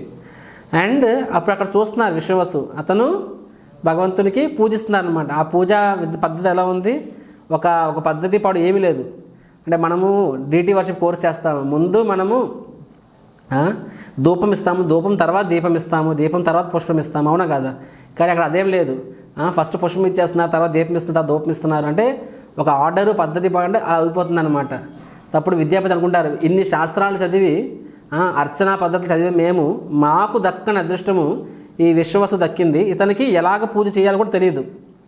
ఎలా పూజ చేయాలంటే శాస్త్రంలో ఏ విధంగా పూజ చేయాలని చెప్పారన్న విషయం కూడా తెలియదు. అయినా సరే ఇతనికి దక్కింది ఆ అదృష్టం మాకు దక్కలేదు అని చెప్పి విద్యాపతి అనుకుంటారు. అప్పుడు విద్యాపతికి అర్థమవుతుంది అనమాట, ఏమంటే వేర్ దేర్ జిధర్ ప్రీతి హోతా హై ఉధర్ నీతి కా జరూరత్ నహీ హోతా హై. అంటే ప్రీతి ఉన్న దగ్గర నీతి అవసరం లేదు. అంటే అర్థం అంటే ఎక్కడైతే ప్రేమ ఉందో అక్కడ నియమ నిబంధనలు అంతా అవసరం పడదని అర్థం అనమాట.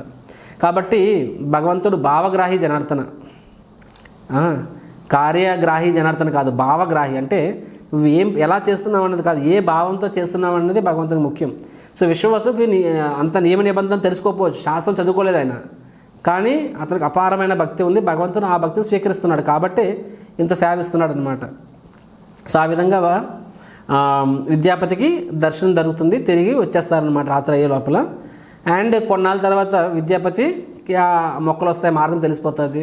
సో వెంటనే ఏం కూడా నేను వచ్చిన పని అయింది, సో ఇప్పుడు నేను రాజుగారికి వెళ్ళి ఈ విషయం చెప్పాలి, చెప్పి రాజుగారి ఇక్కడ రావడానికి ఏర్పాట్లు చేయాలి, అతనికి ఒక టెంట్ వేసి ఒక కుటీరాలు నిర్మించేవన్నీ చెప్పి రాజ్యంలో అందరూ రావడానికి చెప్పి. సో ఎప్పుడైతే సెలవు తీసుకుంటారో విశ్వవసు కోపం అయిపోతారనమాట. అతను తెలిసిపోతుంది, ఇతను రాజపురోహితుడు నీలమాధవ్ని కనుక్కోవడానికే ఇక్కడికి వచ్చాడని చెప్పి వెంటనే ఆపడానికి కూడా ప్రయత్నిస్తారనమాట, కానీ ఆపలేరనమాట. ఎందుకు విశ్వవసుకి అంత ఇన్సెక్యూరిటీ, ఎందుకంత అభద్రతా భావం అంటే అతను శుద్ధ భక్తుడు కాదంటే అఫ్కోర్స్ ఎంతో శుద్ధ భక్తుడు. కానీ ఒకసారి నీలమాధవుడు చెప్తారనమాట విశ్వవసుకి, ఏమంటారంటే, ఓ సవరం, మీరు చాలా సంవత్సరాల నుంచి నేను సేవ తీసుకుంటున్నాను, ఇప్పుడు నేను ఒక రాజుల దగ్గర నుంచి సేవ తీసుకోవాలనుకుంటున్నాను. So I wanted to be served by a king, ఒక మహారాజు దగ్గర నుంచి సేవ తీసుకోవాలనుకుంటున్నాను, కాబట్టి త్వరలో ఒక మహారాజు వస్తారు, అతను నాకు సేవ చేయాలనుకుంటారని చెప్పి చెప్తారనమాట. సో విశ్వవసుకి భయం, అంటే నన్ను విడిచిపెట్టేసి భగవంతుడు వెళ్ళిపోతారా అని చెప్పి. అదే మనమైతే ఏమనుకుంటాము, మనం భగవంతుడికి అర్చనిస్తుంటాం. ఒకరోజు ప్రభుజీ ఈరోజు నేను చేస్తాను పూజ అంటే, ఓహో నీకోసం వెయిట్ చేస్తున్నా, రా తీసుకో, ఒక్కరోజు ఏముంది, రోజు చేసుకో, ఏం పర్లేదు, హ్యాపీ అని చెప్పి. అంటే మనము ఎవరు వస్తారా సేవ తీసుకోవడానికి, వస్తే మన సేవ ఇచ్చేస్తాం వాళ్ళకి. ఎందుకంటే సేవ పట్ల మనకు విలువ తెలియదు. అదే మనం భోజనం చేస్తున్నాము, నీ పక్కన గులాబ్ జామున్ ఉంది, పక్కవాడికి వచ్చి అయిపోయింది, ఇస్తామా, తీసుకొని ఇస్తామా, 1-2 సార్లు ఆలోచిస్తాం, పర్లేదు, రేపు పొద్దున మరి నాకు దొరకకపోతే అని ఇస్తాడా, ఇవ్వడు కదా, ఇది నాది, ఎందుకు లేటుగా వచ్చాడు, వాడు నష్టం, నా తప్పే ఉంది అనుకో. అదే సేవ అయితే నాకు ఇవ్వండి అంటే అడగకుండా ఇచ్చేస్తామన్నమాట. ఎందుకంటే మనకి సేవలో ఉన్న అంటే ఒక ఫర్ ఎగ్జాంపుల్ను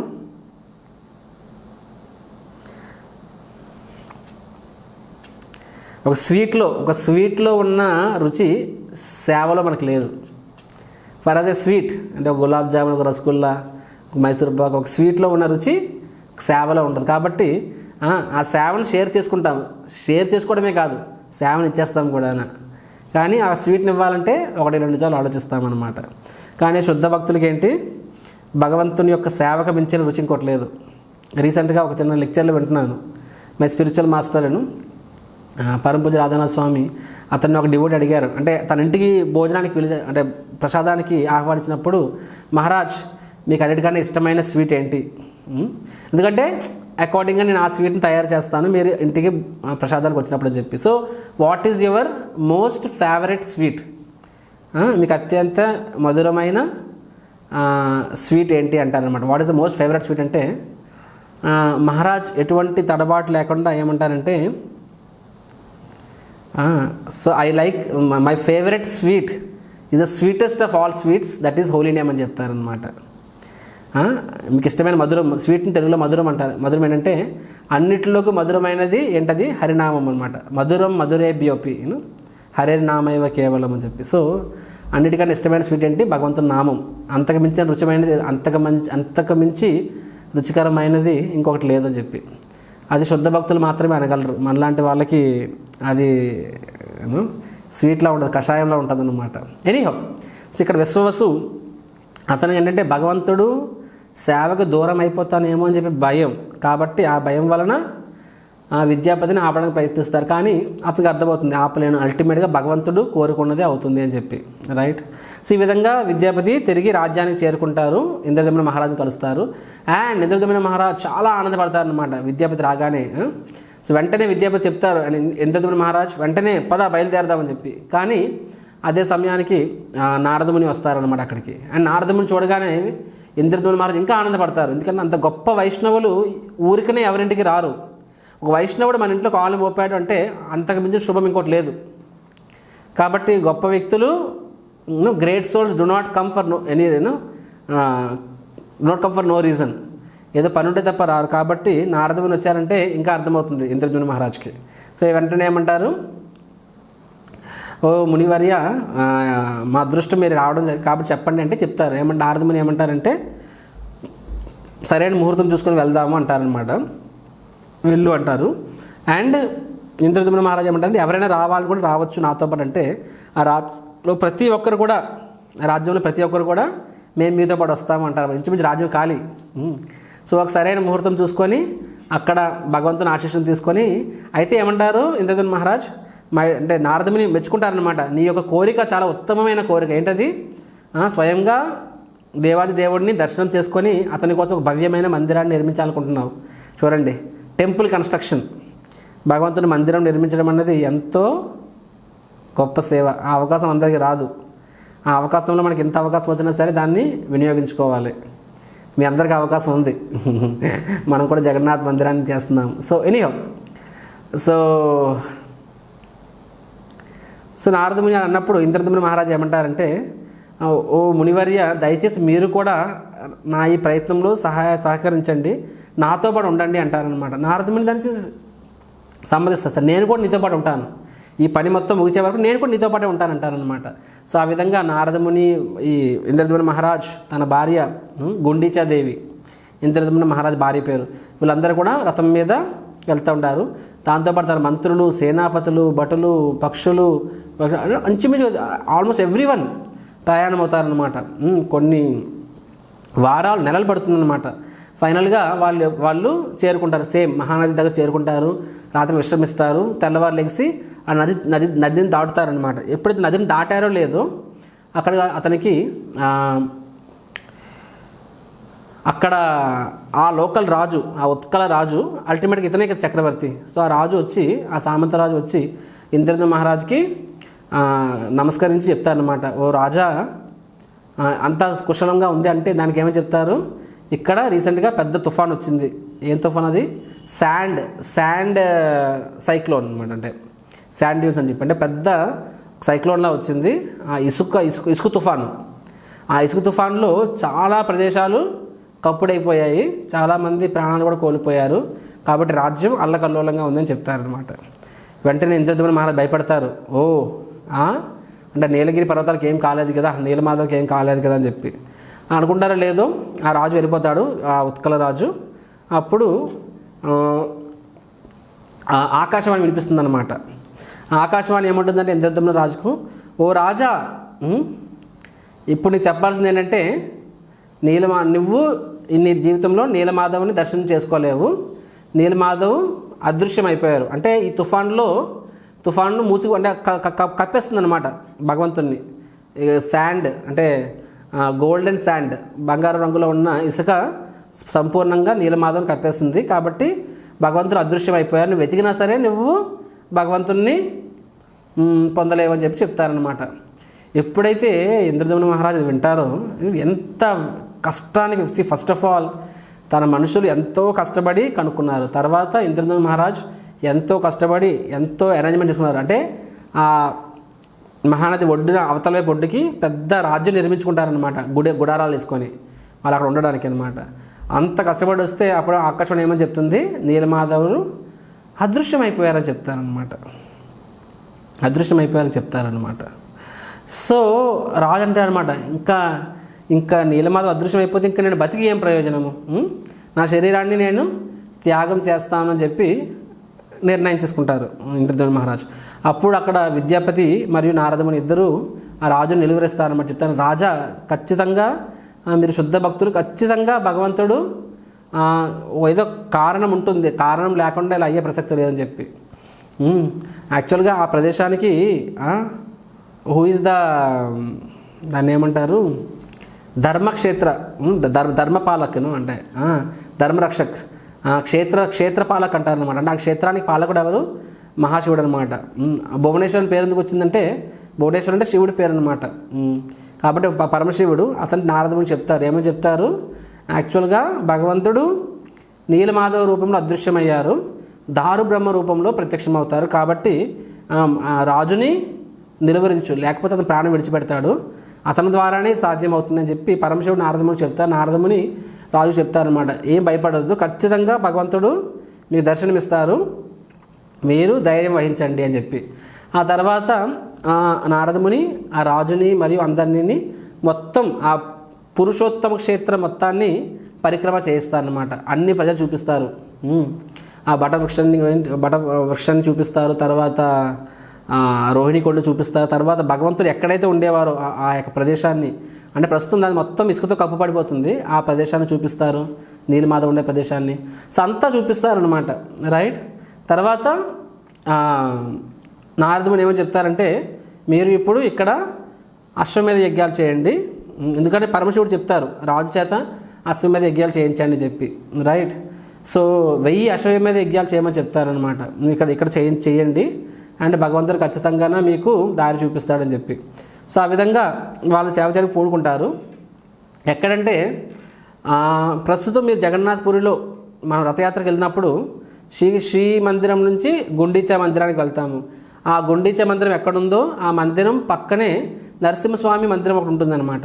ఆ నరసింహస్వామి మందిరం అక్కడ ఆ ప్రదేశంలోనే అక్కడే ఈ పెద్ద యజ్ఞకుండం పెడతారు, యజ్ఞం ప్రారంభిస్తారనమాట.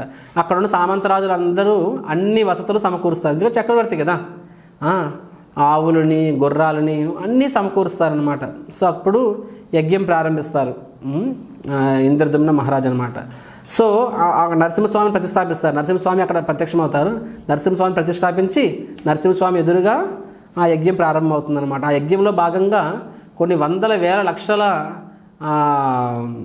గోవులని దానం ఇస్తారనమాట ఇంద్రద్యుమ్న మహారాజు. అంటే చెప్పబడింది ఏమంటే ఆ గోవులు అన్నింటినీ ఒక దగ్గర కట్టబెడతారనమాట. ఆ గోవులు ఎన్ని ఉంటాయంటే వాటి యొక్క ఫుట్ ప్రింట్స్ ఆ యొక్క అడుగులకి భూమి లోపలికి వెళ్ళి ఈరోజు మన జగన్నాథ్పూర్లో ఇంద్రదుమ్న సరోవర్ మనం స్నానం చేస్తాం, ఇంద్రదుమ్న సరోవర్ అని చెప్పి.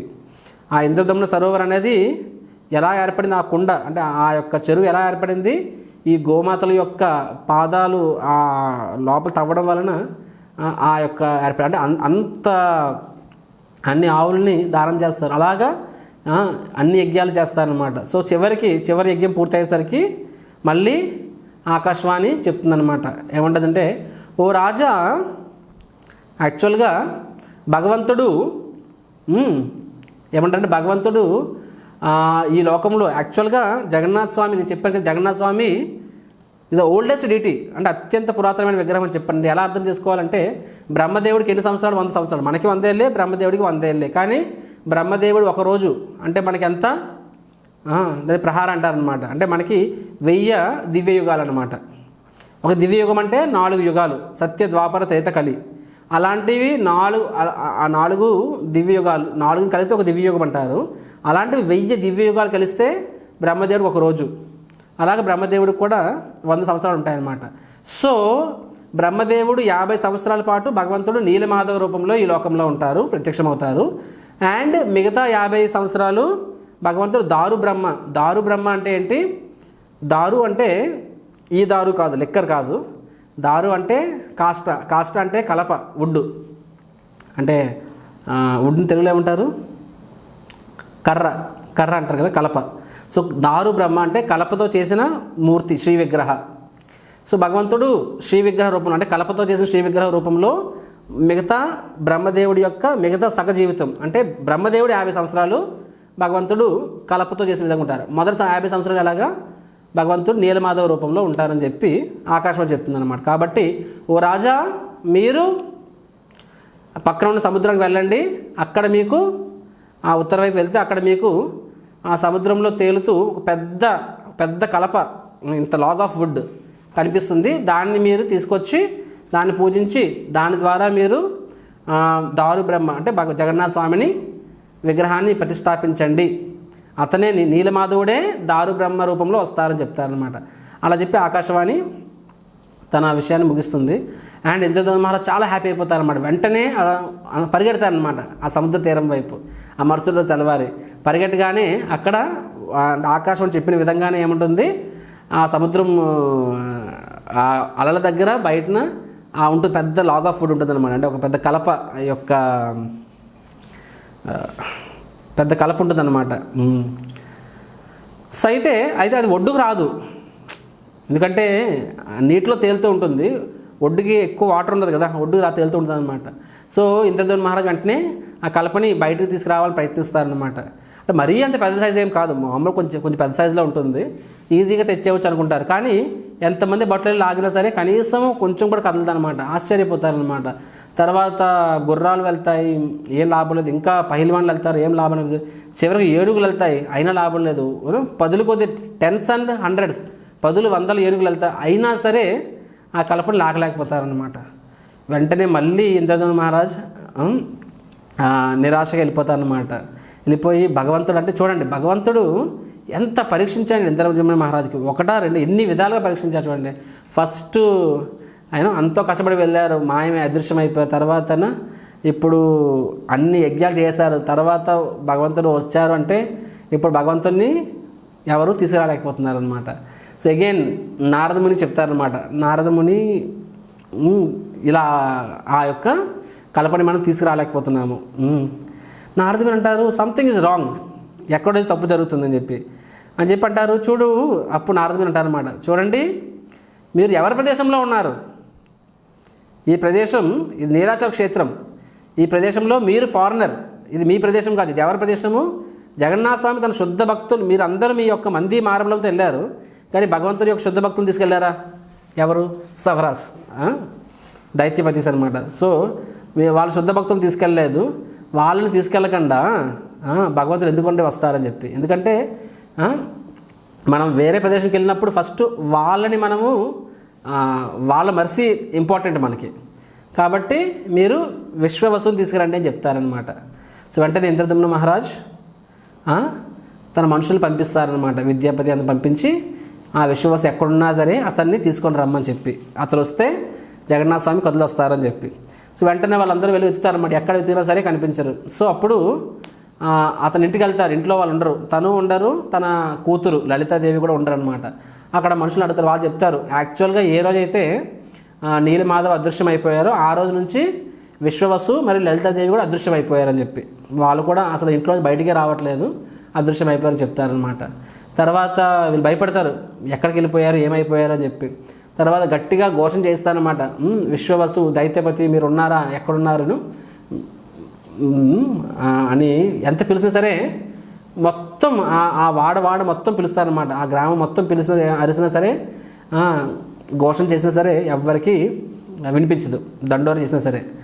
చివరికి నారదుని అంటారు, మళ్ళీ అంటారన్నమాట, నారద అతను జాడ తెలియట్లేదు, అతను ఉన్నారో లేదు కూడా తెలియదు అని చెప్పి. సో ఏమని పిలిచావంటే నారదుని అంటారు, అరే మామూలుగా పిలిచారు ఎందుకు వస్తాడు, అలా పిలవద్దు, ఏమని పిలుస్తావు, ఓ విశ్వవసు నీ యొక్క నీలమాధవ్ స్వయంగా నీ కోసం మళ్ళీ తిరిగి వచ్చాడు, రా ఇక్కడికంటే అలా చెప్పి దండోర వేయించంటారనమాట. వెంటనే రాజు అలాగే దండోర వేస్తాడు, ఏమని, ఓ విశ్వవసు మీ నీలమాధవ్ తిరిగి వచ్చాడు, వెంటనే రండి, అతన్ని మీరు తిరిగి నీ ప్లేస్కి తీసుకెళ్ళండి అని చెప్పి అలా దండోర వేయిస్తారు. లేదో పరిగెట్టుకుంటూ 2 వ్యక్తులు వస్తారనమాట, ఇంచుమించుగా అస్థిపంజరాలు అయిపోతారనమాట. అంటే వాళ్ళు ఆ రోజు నుంచి కనీసం ఆహారం తీసుకోలేదు, భోజనం లేదు, నీరు ఏమీ లేదనమాట, అంటే ఆల్మోస్ట్ అస్థిపంజరాలు అనుకోండి అలాగా అనమాట. కానీ తన ప్రాణాన్ని మాత్రం వాటిలోనే ఉంచారనమాట, ఎముకల గూడులో ఉంచారు, ఎందుకంటే ఏదో రోజు భగవంతుడు రాకపోతాడా అని చెప్పి. సో వాళ్ళు పరిగెట్టుకుని వస్తారనమాట, అక్కడ జనాలు అందరూ సముద్రం ఒడ్డుదారు ఉంటారు. అప్పుడు అంటారు, ఎక్కడ నీలిమాధవ్, ఎక్కడున్నా నీలిమాధవ్ అని చెప్పి. వెంటనే రాజు అంటారనమాట, విద్యాపతి అంటారు, ఏమంటారంటే మీ నీలిమాధవ్ పారిపోతున్నాడు, మళ్ళీ ఎక్కడ మేరా బచ్చా అంటే అతను వాత్సల్య భావంలో ఉంటారు. వాత్సల్య భావం అంటే ఏంటి, భగవంతుని తన యొక్క పుత్రుడిగా స్వీకరిస్తారనమాట విశ్వవసు. సో ఎక్కడ నా యొక్క బాలుడు ఎక్కడ అని చెప్పి, నా పుత్రుడు ఎక్కడ అని చెప్పి అతను పారిపోతున్నాడు, అందుకని మేము గొలుసులతో కట్టిస్తాము, సో దట్ ఈ డజన్ రన్ అవే అని చెప్పి, మంచి పని చేస్తారు లేకపోతే పారిపోతాడని చెప్పి. ఎక్కడ ఉన్నాడంటే ఆ సముద్రం ఒడ్డుదారు ఉన్నాడు అంటారనమాట. ఆ కలప ఉంది కదా, అదే మీ పుత్రుడు, అదే నీలమాధవ్ అని చెప్పి. సో వెంటనే పరిగెట్టుకుని వెళ్తారనమాట. వీళ్ళు వెళ్తే అక్కడ అందరూ చూస్తారనమాట, అరే ఇన్ని ఏనుగులు మోయలేకపోయాయి, ఇంతమంది పహిల్వాన్లు బాడీ బిల్డర్లు మోయలేకపోయారు, వీళ్ళిద్దరూ ఎముకల గూడులా ఉన్నారు, వీళ్ళు మోస్తారా అని చెప్పి. కానీ విశ్వవసు వెళ్తారు చూసి చెప్పి, నా ఖానా, నా నీలిమాధవ్, నా మాధవ్ అని చెప్పి అంత వుడ్ అంత కలపని తన చేతిలో, అంటే మన చిన్నపిల్లలని సంకలో పెట్టుకుని తీసుకొచ్చేస్తాం కదా, అలాగ తన సంకలో పెట్టుకుని తీసుకొచ్చేస్తారనమాట. అంటే అతని శరీరము ఏం మిగలదు, అందరూ ఆశ్చర్యపోతారనమాట. అప్పుడు అర్థమవుతుంది, భక్తులు కూడా అందరికీ అర్థమవుతుంది, తన కళ్ళతో చూస్తారు. ఏమని చూస్తారు, భగవంతుడిని పొందాలి అంటే నీ యొక్క శక్తి, నీ యొక్క యుక్తి, నీ మేధస్సు, నీ యొక్క జన్మ ఇదేం కాదు, భక్తి, ప్రేమయుతమైన భక్తి ఎవరికైతే ఉంటుందో భగవంతుడు వారికి దాసోహం అయిపోతాడు. అవునా కదా? ఇప్పుడు ఏనుగులకి పహిల్వాన్కి ఎంత శక్తి ఉంది చెప్పండి, కానీ భగవంతుడిని వాళ్ళు వాళ్ళని ఆధీనంలో రాలేకపోయారు. కానీ ఎప్పుడైతే విశ్వవసు వెళ్ళాడో అతనికి అసలు పట్టుమని ఎముకలు కూడా మిగిలింది, అయినా సరే భగవంతుడు అతనికి గ్రాస్లోకి వచ్చేసారంట. చూడండి, Krishna is lightest of the lightest and heaviest of the heaviest. అవునా కదా? మనం చూస్తాము పూతన అది త్రినావర్త లీలలో యశోదామాయి కృష్ణుడిని ఇలా గాల్లో ఎత్తుతూ ఉంటుందన్నమాట. అంటే ఎంత కృష్ణుడు మ్యాక్సిమం 2 కిలోలు 3 కిలోలు ఉంటాడేమో అప్పటికి, 3-4 కిలోలు అనమాట, చాలా ఈజీ. యశోద ఎత్తుతూ ఉంటుందన్నమాట. కానీ ఆ రాక్షసుడు త్రినావతుడు వచ్చి కృష్ణుడిని ఎత్తుకెళ్ళిపోవడం ట్రై చేస్తాడు, ఆకాశం తీసుకెళ్ళిపోతాడు. కృష్ణుడు ఎంత బరువు అవుతాడంటే త్రినావతుడికి ఊపిరాడదనమాట. అంత పెద్ద రాక్షసుడు కృష్ణుడు మ్యాక్సిమం 4-5 కిలోలు బరువు, అంటే తన సైజు పెంచకుండానే తన బరువు పెరిగేస్తాడనమాట భగవంతుడు, ఎక్స్టర్నల్ చేంజ్ అవ్వకుండానే. Krishna is like that. యశోదామాయికి లైటెస్ట్, త్రినావతికి హెవియెస్ట్. కాబట్టి విశ్వవసు వచ్చినప్పుడు భగవంతుడు ఒక గడ్డి పోచ అంతటి తేలిక అయిపోతారనమాట. వెంటనే విశ్వాసం తీసుకెళ్ళిపోతారనమాట. ఎందుకని మహారాజు వస్తారు, ఎక్కడ తీసుకెళ్ళిపోతున్నారు అని చెప్పి. నారదుడు అంటారు, ఊరుకో, ఆయన కానీ మళ్ళీ కింద దింపాడంటే మళ్ళీ మీరు దాన్ని ఎత్తలేరు, ఆయన ఎక్కడ తీసుకెళ్తే అక్కడ తీసుకెళ్ళని చెప్పి డైరెక్ట్గా విశ్వవసు ఆ యొక్క దారు బ్రహ్మని తీసుకెళ్ళి ప్రస్తుతం ఇప్పుడు గుండీచా మందిరం ఎక్కడైతే ఉందో జగన్నాథపురిలో గుండీచా మందిరం భగవంతునికి అక్కడ కూడా ఒక సింహాసనం ఉంటుంది. ఆ సింహాసనం ఎక్కడైతే ప్రస్తుతం భగవంతుని సింహాసనం ఉందో ఆ ప్లేస్లో తీసుకెళ్ళి విశ్వవసు ఆ యొక్క కలపని పెడతారు. మరి దారుబ్రహ్మని పెట్టి ఆ వుడ్ ఆ కలపని పెట్టి వెంటనే మాట్లాడడం మొదలెడతారు అనమాట. ఎందుకంటే తన పుత్రుల్లా చూసుకుంటున్నాడు అనమాట. ఇన్నాళ్ళు నన్ను వదిలితే ఎక్కడికి వెళ్ళిపోయావు, ఇది అది అని చెప్పేసి అందరూ ఆశ్చర్యంగా చూస్తున్నారనమాట. అలా మాట్లాడుతూ తన ప్రాణం విడిచిపెట్టేస్తారు. ఆయన అక్కడ తన ప్రాణాన్ని విడిచిపెట్టేస్తారు. అండ్ తన కూతురు లలితాదేవి తనకి మళ్ళీ గతమంతా గుర్తుకొస్తుందన్నమాట. సో ఇప్పుడు వాళ్ళకి అర్థమవుతుంది ఏంటి వాళ్ళకి అర్థమవుతుంది భగవంతుడు ఇక్కడ ఉండాలనుకుంటున్నారని చెప్పి. సో ఆ ప్రదేశాన్ని కూడా మందిరం కింద కట్టాలని చెప్పి నిర్ణయించుకుంటారనమాట. దాన్ని ఇంద్రజమున మహారాజ్ భార్య గుండీచాదేవి తన నివాస స్థలం కింద ఉంచుకోవడం, అంటే తన యొక్క ఇల్లు కట్టుకోవాలనుకుని ప్రయత్నిస్తుంది. కాబట్టి ఈరోజు మన జగన్నాథపురి మందిరంలో జగన్నాథపురిలో గుండీచా మందిరం అంటాం అనమాట. గుండీచా మార్జిన్ అంటాం. రథయాత్ర ముందు రోజు మొత్తం గుండీచా మార్జిన్ చేస్తాము. సో అది యాక్చువల్గా గుండీచా దేవి ఇంద్రజమున మహారాజ్ గారి భవంతి అనుకోవచ్చు. సో అక్కడ జగన్నాథ స్వామి వస్తారు. అక్కడ వీళ్ళు కట్టుకుంటారనమాట. మహల్లా ప్యాలెస్లో కట్టుకుంటారు. అండ్ ఇప్పుడు నెక్స్ట్ స్టెప్ ఏంటి? సరే ఇంతవరకు వచ్చింది. What is the next step is ఇప్పుడు ఈ కలప నుంచి భగవంతుని యొక్క విగ్రహాన్ని చెక్కాలి. సో అందరూ వాళ్ళకి స్థాపతలను తీసుకొస్తారన్నమాట. కార్పెంటర్స్ వడ్రంగి స్థాపతని తీసుకొస్తారనమాట. చాలామంది వస్తారు. కానీ ఏ రూపంలో చెక్కాలి ఎవరికి ఐడియా లేదు. సరే విష్ణువు రూపం కదా, శంఖచక్ర రూపాలని చెప్పి సరే చెక్కుదామని చెప్పి అని చెప్తారు మరి. సరే విష్ణువు రూపాన్ని చెక్కండి అని చెప్పి. కానీ చాలామంది స్థాపతులు వస్తారు. ఏ స్థాపతి కూడా ఆ యొక్క కలప మీద ఒక్క గీత కూడా పెట్టలేకపోతారు అనమాట. ఎందుకంటే వాళ్ళు సుత్తి సాయంతో కొడతారు కదా. ఏదో వడ్రంగి వాళ్ళు ఒకటి సుత్తి ఉంటుంది, ఇక్కడ ఏదో ఇది ఉంటుంది అనమాట, దాంతో కొట్టి ఆ కలపని షేప్ తీసుకొస్తారు. కానీ ఏం కొట్టినా సరే సుత్తి ఇరిగిపోతుంది, ఆ శానం ఇరిగిపోతుంది తప్ప ఆ యొక్క వుడ్ ఆ యొక్క కలప మీద కనీసం ఒక గీత కూడా పడట్లేదు అనమాట. ఎంతమంది కార్పెంటర్లు వచ్చారు కానీ వాళ్ళ వస్తువులు ఇరిగిపోతున్నాయి తప్ప కనీసం గీత పడలేదు అనమాట. మళ్ళీ రాజు నిరాశపోతాడు. అరే అంటే చూడండి భగవంతుడు ఎంత పరీక్షిస్తున్నాడు అనమాట. అప్పుడు నారదుడు ఏం పర్వాలేదు, వెయిట్, భగవంతుడికి ఏదో ప్లాన్ ఉంటుంది, ఖచ్చితంగా తెలుస్తుందని చెప్పి అప్పుడు స్వయంగా భగవంతుడే వస్తారనమాట. భగవంతుడు విశ్వకర్మ రూపంలో వస్తారు. వచ్చి భగవంతుడు చెప్తారనమాట. అతని పేరేంటంటే అనంత మహారాణా. స్థాపతి వస్తారు, చాలా వృద్ధుడు అనమాట. 80 ఏళ్ళ వృద్ధుడు స్థాపతి చెప్తారు, నా పేరు అనంత మహారాణా అని చెప్పి. యాక్చువల్గా ఎవరు అతను? భగవంతుడే స్థాపతి రూపంలో వస్తాను, నేను చెక్కుతానని చెప్పి. వాళ్ళు నమ్మరు. అంతంత యంగ్ పీపుల్ చెక్కలేకపోయారు, మీరు ఏం చెక్కుతారని చెప్పి. కానీ సరే వాళ్ళు ఎలాగే చెక్కలేకపోయారు, లాస్ట్ ఆప్షన్ ట్రై చేద్దామని చెప్పి. అయితే ఆయన కండిషన్ చెప్తాడు ఏంటంటే, నాకు ప్రైవసీ కావాలి, నేను 21 రోజులు చెక్కేస్తాను, 21 డేస్, కేవలం 21 రోజుల్లో నేను విగ్రహాన్ని పూర్తి చేస్తానని చెప్పి ఆ స్థాపన చెప్తారు. కానీ ఆ శబ్దం ఎవరు వినకూడదు, మరియు ఆ తలుపులు మూసి ఉండాలి, ఎవరు కూడా తలుపులు తెరవకూడదు. తలుపులు తెరిస్తే నేను ఆ పని అక్కడితో ఆపేస్తానని చెప్పి చెప్తే వాళ్ళందరూ ఒప్పుకుంటారనమాట. సో ఆ విధంగా ఒక అంతరంగిక భవనంలో తలుపులన్నీ మూసేసి ఉంటాయి. అనంత మహారాణా ఆ స్థాపన చెక్కుతూ ఉంటారనమాట. సౌండ్లు వినిపిస్తూ ఉంటాయి, అందరూ చూస్తారు. కానీ ఆ గుండీచాదేవి ఆశ్చర్యపోతుందన్నమాట. ఎందుకంటే అప్పటికే 6 రోజులు అయిపోతుంది. 6 రోజులు సౌండ్ వినిపిస్తుంది. కానీ అంటే 6 రోజుల నుంచి తలుపులు మూసున్నాయి, చెక్కుతున్నాడు. ఆహారం ఎక్కడ ఇస్తున్నారు, ఆహారం ఎక్కడ దొరుకుతుంది, మంచినీళ్ళు ఎక్కడ దొరుకుతున్నాయి, అది కూడా వృద్ధుడు, అతనికి ఏమైనా అయితే. సో రాజు చెప్తుంది, రాజా అతనికి ఏదో ఆహారమే పెట్టండి, ఏదో నీళ్ళు ఇవ్వండి అని చెప్పి. కానీ రాజు లేదు, అతను చెప్పాడు తలుపు ఓపెన్ చేయకూడదని చెప్పి. సో అలా 6 రోజులకు సౌండ్ వినిపిస్తుంది. 7వ రోజు నుంచి కొంచెం సౌండ్ తక్కువ వినిపిస్తుంది అనమాట. అలా 12వ రోజుకి వచ్చేసరికి ఆ సౌండ్ ఆగిపోద్ది, అస్సలు సౌండ్ వినిపించదు అనమాట 12 రోజుల తర్వాత. అప్పుడు గుండీచాదేవి ఇంకా రెస్ట్లెస్ అయిపోతుంది అనమాట. ఇంకా ఆవిడకి ఆపుకోలేకపోతుంది. రాజా భగవంతుడి మాట ఎరుగు, ముందు ఇతను చూస్తే మామూలుగా వడ్రంగి మనుషులు అంటే శూద్రులు ఉంటారు, కానీ ఇతను చూసి తెలుస్తుంది ఇతను శూద్రుడు కాదు, ఇతను బ్రాహ్మణుడు. ఒక బ్రాహ్మణుడికి ఆహారము నీళ్లు లేకుండా మనం 12 రోజులు ఉపవాసం పెట్టాము, చనిపోయి ఉంటాడు ఆయన. మనకి బ్రహ్మహత్య బ్రాహ్మణుడు చంపిన పాపం తగులుతుంది, బ్రహ్మహత్య మనకి పాపం వస్తుంది, వెంటనే ఓపెన్ చేయండి, అతను బతుకుంటే అతను మనం కాపాడుకోవచ్చని చెప్పి. సో రాజు ముందు ఒప్పుకోడు కానీ నిజంగా ఒక బ్రాహ్మణుడికి అతనికి ఏమైనా అయిందేమో, బ్రహ్మహత్య పాపం మనకు అంటుకుంటుంది భయంతో తలుపులు ఓపెన్ చేస్తారనమాట. ఎప్పుడైతే తలుపులు ఓపెన్ చేస్తారో ఏమవుతుంది, వెంటనే అదృశ్యం అయిపోతారు ఆ స్థాపతి. అండ్ భగవంతుడు ఏ విధంగా ఉంటారు, సగం అసంపూర్ణంగా, ఎందుకంటే 21 రోజుల్లో పూర్తి అవ్వాలి విగ్రహాలు, కానీ ఇప్పటికి ఎన్ని రోజులు అవుతాయి, 12 రోజులు అవుతాయి అనమాట. అంటే అసంపూర్ణ విగ్రహం అనమాట. సో ఆ అదృశ్యం అయిపోతారు అండ్ భగవంతుడు విగ్రహాలు అసంపూర్ణంగా ఉంటాయి. వెంటనే ఇంద్రధను మహారాజ్ చాలా బాధపడతాడు, ఎంత అపరాధం ఎంత తప్పు చేశాను, ఇప్పుడు విగ్రహాలు అసంపూర్ణం. అండ్ అతనికి తెలుసు వేరే ఎవరు దీన్ని పూర్తి చేయలేరు. ఎందుకు పూర్తి చేయలేరు, ఎందుకంటే చూసాం కదా ముందు వాళ్ళకి అనేది ఒక గీత కూడా పెట్టలేకపోయారు, ఆ చెక్కడం తర్వాత విషయం.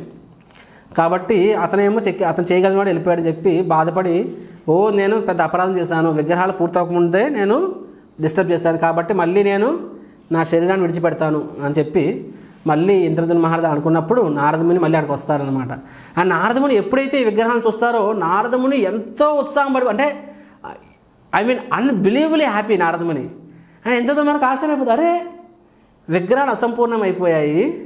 ఆ నారదముని ఎగిరి గెంతేస్తున్నాడు, ఏంటి సంగతి అని చెప్పి నారదముని అంటారనమాట, రాజా నీ జన్మ ధన్యం, ప్రాజెక్ట్ సక్సెస్ఫుల్, మిషన్ ఇంపాసిబుల్ కాదు, ప్రాజెక్ట్ సక్సెస్ఫుల్ అనమాట. అంటే నీ జన్మ ధన్యం అయిపోయింది, పర్ఫెక్ట్ అంతా అయిపోయింది చెప్పి. అప్పుడు ఇంద్రధను స్వామి అంటే ఇంద్రధను రాజు అంటాడనమాట, అంటే మునివరే ఏం మాట్లాడుతున్నారు, విగ్రహాలు అసంపూర్ణం అంటే అసంపూర్ణం కాదు, ఈ విగ్రహాలు అసంపూర్ణం కాదు, ఈ విగ్రహాలు ఇదే విధంగా ఉండాలని చెప్పి నారదముని చెప్పి, అప్పుడు నారదముని నేను భగవంతుడి యొక్క ఈ రూపాన్ని నేను ముందు కూడా చూశాను అని చెప్పి అప్పుడు నారదముని గతం చెప్తారనమాట. అంటే హిస్టరీ ఏంటో హిస్టరీ, ద్వాపర యుగం నాటి చరిత్ర చెప్తారు. మీకు అనిపిస్తుంది ప్రభుజీ మీరు చెప్పారు ఈ యొక్క లీల సత్యయుగంలో అయిందని చెప్పి, సత్యయుగం తర్వాత ద్వాపర యుగం వస్తుంది కదా, మరి ద్వాపర యుగం యొక్క చరిత్రని సత్యయుగంలో ఎలా చెప్తున్నారు అని చెప్పి కొంతమంది అలా చెప్పి, కాబట్టి ఇదంతా కల్పన అంటారనమాట. చూడండి, సత్య త్రేత ద్వాపర కలి అనేది సైకిల్, కలిసి మళ్ళీ సత్యయుగం వస్తుంది, ఆ సైకిల్ అవుతుంది. అంటే సింపుల్గా అర్థం చేసుకోవాలంటే ఫర్ ఎగ్జాంపుల్ ఇప్పుడు మనం మాట్లాడుకుంటున్నాము, సాయంత్రం ఎందుకు ఇప్పుడు, సరే నేను ఒకరితో మాట్లాడుతున్నాను, సరే ఆ కుర్రోడు ఎప్పుడు వచ్చాడంటే రాత్రి 7 గంటలకు వచ్చాడు ప్రభుజీ అంటారు నాతోటి. రాత్రి 7 గంటలకు వచ్చేసి మీకు ఒక ఏదో డొనేషన్ ఇచ్చాడు ప్రభుజీ అంటారు. నాటలాడుతున్నావా, ఇప్పుడు సాయంత్రం 5 అయింది, రాత్రి 7 గంటలకు ఎలా ఇచ్చాడు, ఇంకా రాత్రి అవ్వలేదు, ఇప్పుడు సాయంత్రం 5 అయింది, నువ్వు వచ్చి రాత్రి 7 గంటలకు ఇచ్చాడు అంటున్నావు, హౌ ఇస్ ఇట్ పాసిబుల్ అంటే, ప్రభు ఇప్పుడే సాయంత్రం 5 అయింది, కానీ ఇదే ప్రారంభం కాదు కదా, నిన్న రాత్రి 7కి ఇచ్చాడు, నిన్న రాత్రి 7 తర్వాత ఈరోజు సాయంత్రం 5 వస్తుంది, మళ్ళీ ఈరోజు సాయంత్రం 7 వస్తుంది, మళ్ళీ రేపు సాయంత్రం 5 వస్తుంది. అంటే సమయం అన్నది అలాగ 24 గంటల్లో రొటేట్ అవుతుంది, 24 అవర్స్ సైకిల్ ఒక రోజు. అంటే సిమిలర్గా యుగాలు 4 సైకిల్స్ అనమాట. అంటే 4 ఇది 24 గంటల సైకిల్ అయితే అది 4 యుగాల సైకిల్ అనమాట. అంటే ఇప్పుడు మధ్యాహ్నం అయితే సాయంత్రం రాలేదని అర్థం కాదు, సాయంత్రం వచ్చేసింది, నిన్న వచ్చింది, మొన్న వచ్చింది, ఆ ముందు రోజు వచ్చింది. అదేవిధంగా ఇప్పుడు సత్యయుగం అంటే త్రేతాయుగం రాలేదని అర్థం కాదు, ద్వాపరయుగం రాలేదని అర్థం కాదు, వచ్చింది. ఎప్పుడు వచ్చింది, ముందు యుగంలో వచ్చింది, ఆ ముందు దివ్యయుగంలో వచ్చింది, ఆ ముందు దివ్యయుగంలో వచ్చింది. సో అదేవిధంగా ద్వాపరయుగం యొక్క స్టోరీ నారదముని ఇంద్రధను మహారాజ్ మరి అక్కడ ఉన్న గుండిచాదేవి అందరికీ వివరిస్తారనమాట. ఏంటంటే శ్రీకృష్ణుడు ద్వారకలో ఉన్నప్పుడు మనందరికి తెలుసు భగవంతుడు 10 ఏళ్ళు వృందావనంలో ఉంటారు. అండ్ భగవంతు తన యొక్క దివ్యమైన మాధుర్యమైన లీలలు భగవంతుడు బృందావనం ఉన్నప్పుడు చేస్తారు. అందుకని వైష్ణవులు భగవంతుడిని, అంటే మనము ఇప్పుడు గౌడీ వైష్ణవులం, మహాప్రభు ఏం చెప్పారు, మనం ఎవరిని పూజించాలని చెప్పారు, కృష్ణుని పూజిస్తారు కదా రోజు ఇస్కాన్ వాళ్ళు అని చెప్తారు. కోర్స్ కృష్ణుని పూజిస్తాము, కానీ మామూలు కృష్ణుని కాదు. ఏ కృష్ణుని పూజిస్తాము, వృందావన కృష్ణుని పూజిస్తాము. ఆరాధ్య భగవాన్ వ్రజేశ తనయ తద్దామ శ్రీ వృందావనం. అంటే ద్వారకా భావంలో ఉన్న కృష్ణుడు కూడా కాదు, వృందావనంలో ఉన్న భావంలో కృష్ణుడు. ఎందుకంటే వృందావన భావంలో ఉన్న కృష్ణుడు అత్యంత మధురమైన కృష్ణుడు అనమాట, చైల్డ్హుడ్ ఫస్ట్ 10 years. అందుకనే శ్రీమద్ భాగవతంలో మీరు చూసినట్లయితే దశమ స్కందంలో సుమారు 96 అధ్యాయాలు ఎన్నో ఉంటాయి. 40 అధ్యాయాలు సుఖదేవ్ గోస్వామి, 40 అధ్యాయాలు అంటే భగవంతుడు 120 సంవత్సరాలు జీవిస్తే ఈ లోకంలో దాన్ని 100 అధ్యాయాల్లో వచ్చాయి. 120 సంవత్సరాలు 100 అధ్యాయాల్లో వస్తే దానిలో మొదటి 10 సంవత్సరాలకి 40 అధ్యాయాలు, అంటే 40% టైంని 10 ఇయర్స్కి, ఫస్ట్ 10 ఇయర్స్కి కేటాయించారు సుఖదేవ గోస్వామి. దాన్ని బట్టి మీకు ఏమర్థమవుతుంది? భగవంతుడి మొట్టమొదటి 10 సంవత్సరాలు ఆ లీలలు అత్యంత మధురమైన లీలలు అనమాట, వృందావన లీలలు. సో కృష్ణుడు గోపగోపికలతోని, గోమాతలతోని, నంద మహారాజ్ యశోదమయ్యలతోని సో ఎంతో మధురమైన లీలలు చేస్తారనమాట. తర్వాత భగవంతుడు ద్వారకాలో ఉన్నప్పుడు అక్కడ కూడా 108 పట్టపు మహిషులు 108 భార్యలను స్వీకరిస్తారు.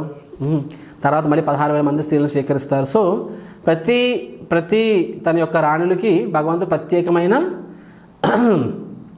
హ్యూజ్ ప్యాలెస్ భగవంతుడు నిర్మిస్తారు. అండ్ అందరు రాణులతో భగవంతుడు ఒకే సమయంలో ఎక్స్పెండ్ అయ్యి అందరితో భగవంతుడు సమయం గడుపుతారనమాట. రైట్, అలా నడుస్తూ ఉంటుంది. కానీ భగవంతుడు ప్రతిరోజు, అంటే వాళ్ళు కూడా భగవంతుడు వాళ్ళని ఎంతో ప్రేమిస్తాడు, తన రాణులని, తన పిల్లల్ని. అండ్ ఆ రాణులు కూడా కృష్ణుని ఎంతో పూజిస్తారు, సేవిస్తారు, ప్రేమిస్తారు. ఎందుకంటే దేవాది దేవుడు తనకు భర్తగా దొరికాడు. అంతకన్నా అదృష్టం ఏం కావాలి? రుక్మిణి, సత్యభామ, జాంబవతిను, కాళింది, సో ఇలా చాలామంది. సో దెన్ కానీ వాళ్ళు గమనిస్తుంది ఏంటంటే ప్రతిరోజు రాత్రులు కృష్ణుడు నిద్రలో ఉన్నప్పుడు రాధే రాధే అని బిగ్గరగా అరిసేవారు, గోపిని అరిసేవారు అనమాట. వాళ్ళకి అర్థం కాదు ఎవరు ఈ రాధే అని చెప్పారు. ఎందుకంటే బై డిఫాల్ట్ అంటే భగవంతుడి విరహంలో గోపికలు వాళ్ళు ఎంత విరహ వేదన అనుభవించారో భగవంతుడు కూడా అంతే అనుభవిస్తాడు, అంతకన్నా ఇంకా ఎక్కువ అనుభవిస్తారనమాట. ద్వారకలో ఉన్నా సరే భగవంతుడు ఎప్పుడు వాళ్ళని ప్రతిరోజు రాత్రులు తనకు తెలియకుండానే తన రాత్రులు కలవరించేవారనమాట. ఇప్పుడు ఏ స్త్రీకైనా సరే తన పక్కన ఉన్నప్పుడు ఆ పురుషుడు తన భర్త వేరే స్త్రీని గుర్తు చేసుకుంటే ఎలా ఉంటుంది చెప్పండి? గొడవలు అయిపోతాయి కదా. కానీ ఇక్కడ ఈ రాణులు కృష్ణుడితో గొడవపడలేరు. కానీ వాళ్ళకి అర్థం కాదు, అంటే మాలో ఏదైనా లోపం ఉందా, మేము భగవంతుడు సరిగ్గా సేవ చేయట్లేదా? వేరే రాణులు అడుగుతారు, వాళ్ళందరూ చెప్తారు మా ఇంట్లో కూడా అదే స్టోరీ. అంటే ప్రతి ఇంట్లో అదే స్టోరీ. ఏంటది? కృష్ణుడు రాత్రులు గోపికల పేర్లని స్మరిస్తూ ఉన్నారు అనమాట, కలవరిస్తూ ఉన్నారని చెప్పి. వాళ్ళకి అర్థం కాదనమాట అసలు ఏం జరిగింది వృందావనంలో, అసలు ఏమైంది తెలుసుకోవాలి. అంటే ఇన్ని సంవత్సరాలు గడుస్తున్నాయి, ఇన్ని సంవత్సరాలు అయినా సరే భగవంతుడు వాళ్ళని మర్చిపోలేకపోతున్నాడు. What is it all about? So ఎవరిని అడగాలి? కృష్ణుడితో పాటు వృందావనంలో ఎవరైతే ఉన్నారో వాళ్ళని అడగాలి. ఎవరెవరు ఉన్నారు? ఒకరు బలరాముడిని అడగగలరా? తనకు బావగారు అవుతారు. కృష్ణుడు తన భర్త అయితే కృష్ణుడు అగ్రజుడు అంటే బావగారు అవుతారు. అండ్ వైదిక సంస్కృతి ప్రకారంగా తన అంటే భర్త యొక్క అన్నయ్య బావగారు తండ్రితో సమానము. అండ్ వాళ్ళు ముందు కూడా వెళ్ళరు, మాట్లాడడం దూరం విషయం. రెండోది బలరాముడి యొక్క మూడు కూడా కొంచెం వేరే మూడు అనమాట. కాబట్టి వాళ్ళకి బలరాముడి ముందు వెళ్ళి బలరాముడిని అడిగే అంతటి ధైర్యం లేదు. సో వాళ్ళందరూ సరే ఇంకెవరు ఉన్నారు? సెకండ్ ఎవరు? రోహిణీ మాత. రోహిణి ఎవరు? స్వయంగా బలరాముడి తల్లి. ఆవిడ కూడా వృందావనంలోనే ఉండేవారు. కృష్ణుడి యొక్క బాల్యలీలను చూసిన వ్యక్తులు, ఇద్దరు వ్యక్తుల్లో ఒకరు బలరాముడు అయితే ఇంకొకరు రోహిణీదేవి అనమాట. సో రోహిణీదేవి దగ్గరికి వెళ్తారు.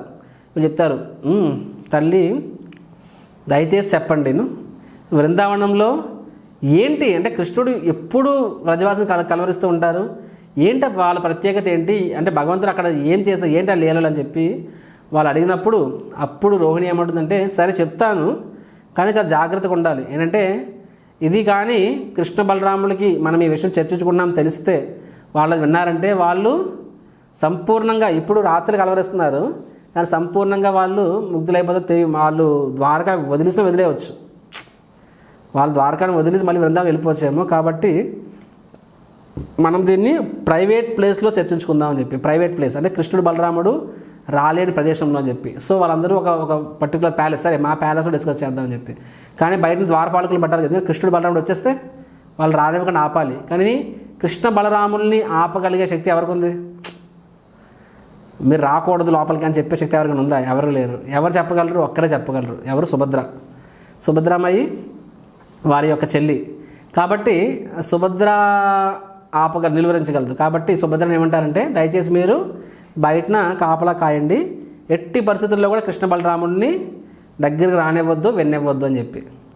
సుభద్రామయ్యకి అర్థం కాదు, ఏంటంత అంత సీక్రెట్ ఏముంది కృష్ణుడికి బలరాముడికి, వాళ్ళకి తెలియకుండా చేయాలి సీక్రెట్ ఏముంది, సరే వాట్ ఎవర్, రోహిణీదేవి అంటే తల్లితో సమానం కాబట్టి తల్లి చెప్తుంది కానీ చెప్పి సరే అని చెప్పి సుభద్ర ఒప్పుకుంటుంది అనమాట. ఆ విధంగా అందరూ శ్రీకృష్ణుడి యొక్క భార్యలు అందరూ అసెంబ్ల్ అవుతారు. And Rohinidevi Vrindavan pastimes, వ్రజలీలలు చెప్పడం ప్రారంభిస్తుంది అనమాట. అండ్ తలుపులు మూసుంటాయి, తలుపుల బయటన సుభద్రామయ్యి కాపలా కాస్తూ ఉంటారనమాట. అండ్ కృష్ణుడు బలరాముడు రథం మీద ఉంటారు, వాళ్ళు వేరే ప్రదేశంలో ఉంటారు, వాళ్ళు తమ తమ పనుల్లో నిమగ్నమై ఉంటారు. కానీ చూడండి, ఒక జింక అనేది ఉంటుంది కదా, ఒక జింకకి ఒక వేటగాడు జింకని ఎలా పట్టుకుంటాడు, ఒక పర్టికులర్ శబ్దం చేస్తాడనమాట. జింక ఆ శబ్దం తన చెవిలో పడితే జింక మైమరిచిపోతుంది అనమాట, ఆ శబ్దంపై పరిగెడుతుంది, తనకు తానుగా వేటగాడి దగ్గరకు వచ్చేస్తుంది అనమాట. ఆ శబ్దాన్ని నుంచి ఆకర్షింపబడకుండా శక్తి తనకు లేదు, అంటే it is forced to go close. సింపుల్గా పాము ఉంది, పాముకు కూడా సన్నాయి ఊతారు కదా, నాదస్వరం అంటారు కదా, ఆ పర్టికులర్ సౌండ్లో అంటే పాము కూడా మైమర్చిపోద్ది అనమాట. అప్పుడు వాడు ఏం చెప్తే అది చేస్తుంది అనమాట.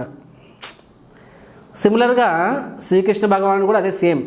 ఏంటది, భగవంతుడు ఎక్కడైతే కృష్ణ కథ నడుస్తుందో భగవంతుడు తనకు తానుగా తన నిగ్రహించుకోలేడనమాట. తన నిగ్రహం కోల్పోతాడు భగవంతుడు, అక్కడికి ఆకర్షితులైపోతాడు అనమాట. ఏ విధంగా ఒక జింక నిగ్రహం కోల్పోతుంది, తనకు తానుగా ఎక్కడి నుంచి సౌండ్ వస్తుందో అక్కడికి వచ్చేస్తుంది. అదేవిధంగా భగవంతుడు కూడా అందుకన్నారన్నమాట, ఏమన్నారు, ఎత్ర గాయంతి మద్భక్త తత్ర తిష్టామి నారద అన్నారు.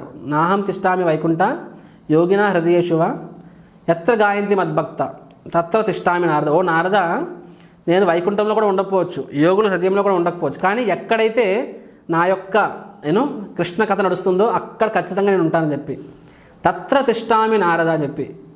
కాబట్టి ఎక్కడైతే భగవంతుని కథ నడుస్తుందో, ఏ ఇంట్లో అయితే కృష్ణ కథ కృష్ణ నామం నడుస్తుందో అక్కడ భగవంతుడు స్వయంగా ఉన్నాడు. ఆ ఇల్లు వైకుంఠం, ఆ ఇల్లు దేవాలయం. మనం వేరే ఏమీ అవసరం లేదు, అసలు మనము టెన్షన్ పడాల్సిన అవసరం లేదు. ఓ ఈ ప్రాబ్లం ఆ ప్రాబ్లం ఈ ప్రాబ్లం, అరే కమాన్, భౌతిక ప్రపంచమైన ప్రాబ్లమ్స్, వాటి గురించి ఆలోచించవసరం లేదు. మనం దేని గురించి ఆలోచించాలి, మన ఇల్లు మన గృహాన్ని కృష్ణ చైతన్యంతో నింపుకుంటున్నామా లేదా, కృష్ణ కథ నడుస్తుందా లేదా, కృష్ణ కీర్తన నడుస్తుందా, కృష్ణ నామం జపిస్తున్నామా లేదా. సో అది వైకుంఠం అయిపోతుంది అనమాట. కాబట్టి ఎప్పుడైతే వీళ్ళు కృష్ణ కథ స్టార్ట్ చేస్తారో కృష్ణుడు ఎక్కడో ఉండొచ్చు, కానీ కృష్ణుడికి నిగ్రహించుకోలేకపోతారు అనమాట. వాళ్ళు ఏ ప్లేస్ చూసుకుంటారు, కృష్ణుడు బలరాముడు రాని ఆ ప్లేస్కి ఎప్పుడు స్వతహాగా రారు, అటువంటి ప్రదేశాన్ని ఎంచుకుంటారు. అయినా సరే కృష్ణుడు బలరాముడు వారి రథం ఆటోమేటిక్గా అటువైపు వెళ్ళిపోద్ది అనమాట. అండ్ ఇక్కడ కథ నడుస్తూ ఉంటుంది, మంచి రసవత్తకంగా ఉంటుంది. అండ్ సుభద్రామే అనుకుంటుంది అనమాట, సంథింగ్ ఏంటి ఇది చాలా ఇంపార్టెంట్. ఆవిడ కూడా తెలియదు ఈ కథ, వృందావన్ లీల. సో ఆవిడ కూడా సరే తన చెవిని ఆ తలుపుకు దగ్గరగా పెడుతుంది. ఆ తలుపు కన్నాలు ఉంటాయి కదా, వినిపిస్తుంది అనమాట. వ్రజలీల వృందావన్ లీల వింటూ ఉంటుందన్నమాట. అలా వింటూ వింటూ వింటూ వింటూ సంపూర్ణంగా తన్మయత్వంలోకి వెళ్ళిపోతుంది, మహిమర్చిపోతుంది అనమాట, నిశ్చేష్టురాలు అయిపోతుంది అనమాట. ఆయన కృష్ణుడు బలరాముడు అక్కడికి వస్తారు, రథం దిగుతారు, చూస్తారు తన సొంత చెల్లి ఇక్కడేం చేస్తున్నారు ఆవిడ. సరే ఇక్కడ ద్వారం మూసేందుకు ఉంది, సరే ఆవిడ నిల్చొని ఉన్నారు, ఆవిడెందుకు పెద్ద పెద్ద కళ్ళతో నిశ్చేష్టురాలుగా ఉన్నారంటే అంటే డంబ్ అంటే షాక్లో ఉన్నట్టు అనమాట, అర్థం కాదు. వెంటనే కృష్ణుడు బలరాముడు దగ్గరికి వెళ్తారు. వెళ్ళిన తర్వాత నెక్స్ట్ కృష్ణుడు సుభద్రామాయికి ఒకవైపు, బలరాముడు ఒకవైపును. సో బలరాముడు సుభద్రామాయి కుడివైపు, కృష్ణుడేమో ఎడవైపు అక్కడ ఉంటారు. ఉండి వాళ్ళు కూడా సరే అక్కడ లోపల కథ నడుస్తుంది, వాళ్ళు కూడా కథ వినడం మొదలెడతారనమాట. ఎప్పుడైతే ఆ కథ వింటారో, ముఖ్యంగా కృష్ణుడు తనగును గోవులు గోవత్సలతో భగవంతుని ఇది, తర్వాత వాళ్ళు నందమహారాజుతో వారి యొక్క లీలలు, తర్వాత యశోదామాయతో లీలలు, అవన్నీ వింటూ ఉంటారనమాట. అవన్నీ వింటూ ఉంటే పొడిగించిపోతూ ఉంటారు. కానీ చివరికి గోపికలతో భగవంతునికి సంబంధము, ఆ లీలలు ఎప్పుడైతే ఆ లీలలు చర్చకు వస్తాయో వాళ్ళు హృదయం ఉప్పొంగిపోతామన్నమాట. ఒక పర్వతంలాగాను, ఒక సముద్రంలాగా, ఒక సునామీలాగా అవుతుందన్నమాట. అండ్ తద్వారా ఏమవుతుంది, ఫర్ ఎగ్జాంపుల్ మనం ఉన్నాము, మనకి మన మన ఆత్మ ఎలా ఉన్నా సరే మన శరీరం వేరు, ఆత్మ వేరు. మనకి మన ఆత్మ వేరు, మన సూక్ష్మ శరీరం వేరు, మన స్థూల శరీరం వేరు. అవునా కదా? ఇది స్థూల శరీరము. కొంతమంది అందంగా ఉంటారు బయటికి, కానీ వాళ్ళ సూక్ష్మ శరీరం దరిద్రంగా ఉంటుంది అనమాట. శాడిస్టులు సూక్ష్మ శరీరం, లోపల ఆత్మ ఉంటుందన్నమాట. ఆ రెండింటి లోపల. కానీ భగవంతునికి ఆత్మ, స్థూల శరీరము, సూక్ష్మ శరీరం 3 అంటూ ఉండవు, ఒకటే. కాబట్టి మనకి లోపల ఎంత మదన పడుతున్నా సరే బయట నవ్వచ్చు, ఎందుకంటే అది వేరు ఇది వేరు. భగవంతుని విషయంలో ఏంటి, ఆ హృదయము తన ఆత్మ అది ద్రవించిపోతుందన్నమాట. కాబట్టి ఆటోమేటిక్గా భగవంతుని ఆత్మ, భగవంతుని శరీరం వేరు వేరు కాదు. కాబట్టి భగవంతుని శరీరం కూడా ద్రవించిపోతుందన్నమాట. అండ్ ఏమవుతున్నాయి, వెంటనే తన యొక్క ఇంద్రియాలు, చేతులు, కాళ్ళు ఆ లోపలికి వెళ్ళిపోతాయి. అంటే ఆ యొక్క అంటే స్టన్ అయిపోతారనమాట. ఆ యొక్క తన్మయత్వంలో, ఆ ముగ్ధంలో వెళ్ళిపోయి శరీరాలు అంటే చేతులు, కాళ్ళు కంపించకపోతాయి. అంటే మన హృదయం కూడా కంపించిపోతుంది కదా.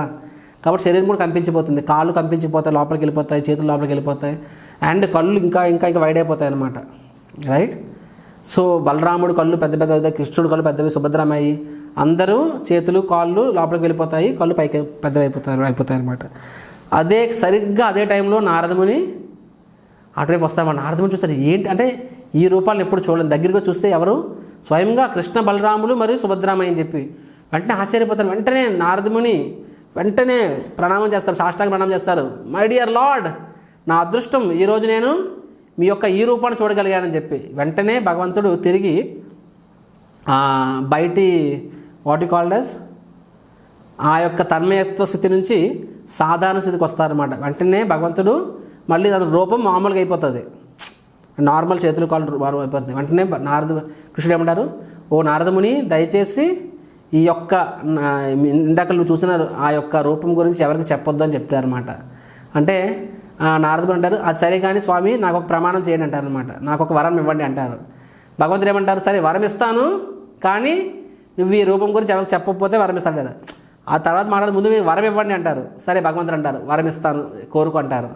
నారదుని ఏమంటారు, నా కోరికల్లా ఒకటే, ఏంటది, ఏ రూపాన్నైతే మీరు ఈ లోకానికి చూపించకూడదు అనుకున్నారో అదే రూపాన్ని నేను ఈ లోకమంతా ప్రచారం చేయాలనుకుంటున్నానని చెప్పి నారదుని అంటారనమాట.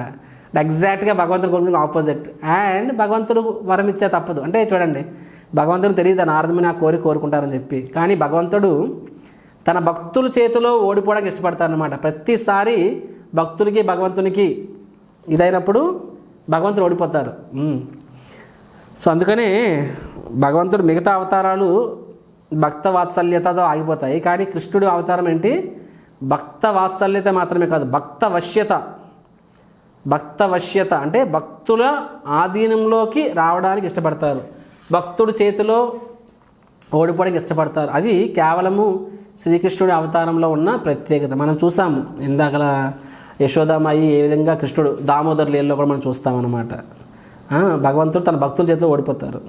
సో ఎనీహౌ, సో భగవంతుడు వరం ఇస్తారు. కానీ భగవంతుడు ఏమంటారంటే, ఓ నారద, సరే వరం ఇస్తున్నాను, కానీ దయచేసి ఇప్పుడు దీని గురించి మాట్లాడొద్దు, ఎందుకంటే ఇప్పుడు దీనికి సమయం ఉంది. భగవంతుడు ఏమంటారంటే, చూడండి,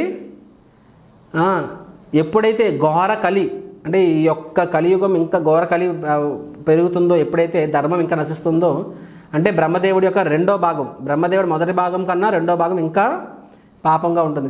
అయితే బ్రహ్మదేవుడి యొక్క రెండో భాగంలో నేను ఈ యొక్క రూపంలో నేను ప్రత్యక్షం అవుతానని చెప్పి భగవంతుడు చెప్తారనమాట, భవిష్యం అని చెప్తారు. ఎందుకు మరి అంటే ఇప్పుడు అంటే బ్యాడ్ టైమ్స్, గుడ్ టైమ్స్ కాదు, బ్యాడ్ టైమ్స్ అనమాట. అంటే ఇంకా పాపం పెరిగినప్పుడు, కలి పెరిగినప్పుడు ఆ టైంలో నేను జగన్నాథ స్వామిగా వస్తానంటారు. ఎందుకయ్యా అంటే అవసరం కాబట్టి. చూడండి, మీరే ఆలోచించుకోండి. ఒక వ్యక్తిని, ఫర్ ఎగ్జాంపుల్ నేను ఉన్నాను ప్రెసిడెంట్, మామూలు టైంలో ఎప్పుడు నవ్వుతూ హ్యాపీగా క్లాస్ చెప్తున్నప్పుడు చాలామంది దగ్గరకు రావాలి, ప్రభుత్వం మాట్లాడాలి అనుకుంటారు. అవును, సహజం. మనమైనా సరే ఒక మనిషి నవ్వుతూ ఆనందంగా ఉన్నప్పుడు దగ్గరికి వెళ్ళాలనుకుంటాం. ఆనందంగా ఉన్నప్పుడు మనం అడగాలి కానీ కాదంటారు. అరే మంచి మూడ్లో ఉన్నాడయ్యా, అడిగితే పని అయిపోద్ది. అవును, ఒక రాజు ఉన్నాడు, మూడ్లో ఉన్నాడు, రాజా నాకు ఇది కావాలంటే తీసుకో ఇచ్చేస్తారు. అవునా కదా? తన కొడుకు పుట్టినరోజు, ఆనందంగా ఉంటాడు, అడగకుండానే వజ్రాలు, వైడూర్యాలు, నగలు, ఆభరణాలు ఇచ్చేస్తాడు. సినిమాలో చూస్తామన్నమాట. మహారాణికి పిల్ల ప్రసవిస్తుంది అని చెప్పి ప్రతి సినిమా రాజు వస్తాడనమాట. వెంటనే ఆ చెలిగా తత్తారు, మహారాజా మహారాజా మీకు ఒక పుత్రరత్నం సంతానం కలిగింది, ఓహో ఎంత శుభవార్త చెప్పావు, టపి తీసుకొని ఇచ్చేస్తాడనమాట. అవునా కాదా? ఒక వ్యక్తి ఆనందంగా ఉన్నప్పుడు అతను ఎక్కువ వరాలు ఇస్తాడు, ఎక్కువ కోరికలు తీరుస్తాడు. అదే వ్యక్తి మూడ్ ఆఫ్లో ఉంటాడు, కోపంలో ఉంటాడు. ఆ టైంలో దగ్గరికి వెళ్తామా, అమ్మో బాబోయ్ అసలు తేడా ఉన్నాడు, ఈ టైంలో వెళ్ళామంటే ఎస్ అనే దాన్ని కూడా నో అని చెప్పేస్తాడు అని చెప్పి. అవునా కదా? అదే ఫుల్ జోష్లో ఉన్నాడు, ఆనందంగా ఉన్నాడు, నవ్వుతూ ఉన్నాడు, ఆ టైంలో మనం అడుగుతాం కోరికలు, రైట్? అదేవిధంగా కృష్ణుడు స్వాభావికంగానే దయామయుడు. అలాంటి కృష్ణుడు అత్యంత అమితానంద స్థితిలో ఉన్నప్పుడు, అంటే భగవంతుడు అత్యంత అమితానంద స్థితిలో ఉన్నప్పుడు ఆ భగవంతుడే జగన్నాథుడు. మీకు అర్థమైందా? So Jagannath is not different అని కృష్ణ. కానీ Krishna when is an highest form of ecstasy. అంటే భగవంతుడు అంటే అత్యంత ఆనందంగా, అత్యంత అద్భుతంగా ఆనందంగా ఉన్నప్పుడు అతను పరివర్తించిన రూపమే జగన్నాథ్. అంటే Jagannath is the most benevolent. అంటే ఎవరైనా వ్యక్తి, బయట వ్యక్తి అయినా సరే ఎక్కువ ఆనందంగా ఉన్నప్పుడు ఎక్కువ దయామయుడిగా ఉంటాడు.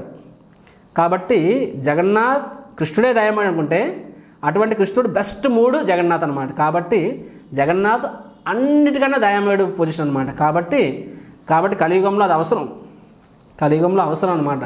అంటే మనం ఒక మనిషి ఫుల్ ఆనందంలో ఉన్నప్పుడు మనం తప్పు చేసినా సరే ఏమనుకోడు, పర్లేదు అంటాడు అనమాట. అదే కోపంలో ఉన్నప్పుడు చిన్న తప్పైనా సరే వాయించేస్తారనమాట. కాబట్టి మనందరం కలియుగంలో చాలా దోషాలతో నిండి ఉన్నవాళ్ళం. కాబట్టి కానీ జగన్నాథ స్వామి అత్యంత ఆనందమైన పొజిషన్లో ఉన్నారు, స్థితిలో ఉన్నారు. కాబట్టి అతను మన తప్పులు క్షమించి మన కోరికలు తీరుస్తారు. కాబట్టి కృష్ణుడు ఏమంటారు, ఈ యొక్క నువ్వు చూసిన ఈ రూపము ఇది బ్రహ్మదేవుడి యొక్క రెండవ భాగం, second half of Brahma's life. ఆ టైంలో ఈ రూపం ఉంటుంది, అండ్ ఫస్ట్ హాఫ్లో నీలమాధవ రూపం ఉంటుంది అనమాట.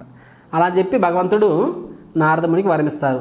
ఆ స్టోరీ ఇప్పుడు నారదముని ఇంద్రద్యుమ్న మహారాజ్ చెప్తారనమాట. కాబట్టి రాజా, నాకు శ్రీకృష్ణ భగవానుడు నాకు ఆ టైంలో వరం ఇచ్చాడు, నాకు ఇప్పుడు అర్థమవుతుంది. ఇప్పుడు ఈ రూపాన్ని చూసిన తర్వాత నాకు అర్థమైంది, ఇదే రూపాన్ని కృష్ణుడు ప్రదర్శించాడు, నేను చూశాను నా కళ్ళతో. కాబట్టి దీన్ని బట్టి ఏమర్థమైంది, భగవంతుడు ఇప్పుడు ఇంకా దయామయుడు అవ్వబోతున్నాడు, ఈ లోకాన్ని ఉద్ధరించబోతున్నాడు, అదే జగన్నాథ స్వామి అని చెప్పి నారదముని దాన్ని స్థాపిస్తారు. అప్పుడు ఇంద్రద్యుమ్న మహారాజ్ చాలా ఆనందపడతారు అనమాట. ఓకే, అంటే ఇది అసంపూర్ణ విగ్రహాలు కాదు, ఇది సంపూర్ణ విగ్రహాలే, భగవంతుడి యొక్క అమితానంద స్థితి అని చెప్పి.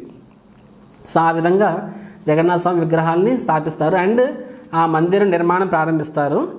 ఇప్పుడు మనం ప్రస్తుతం మందిరం నిర్మాణం కదా ఇంద్రద్యుమ్న మహారాజ్ చేయిస్తారు. తర్వాత ఆ మందిరాన్ని ప్రారంభించిన స్వయంగా బ్రహ్మదేవుడిని పిలుస్తారనమాట.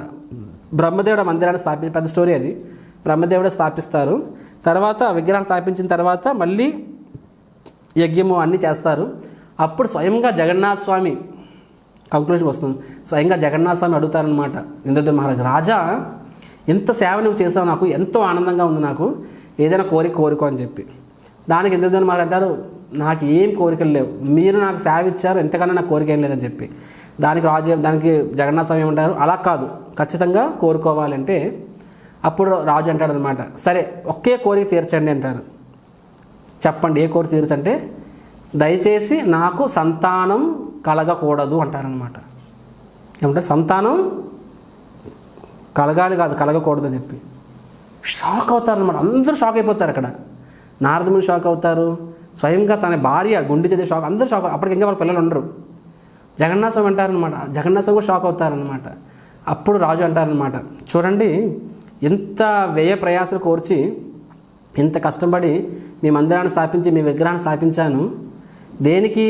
రేపొద్దున దీన్ని, ఈ మందిరాన్ని, ఈ విగ్రహాన్ని, మిమ్మల్ని మా వంశంలో వచ్చి ఇది మా ప్రాపర్టీ, మా సొంతం, మా స్వామి అని ఎవరు దీని మీద హక్కు ఉండకూడదు.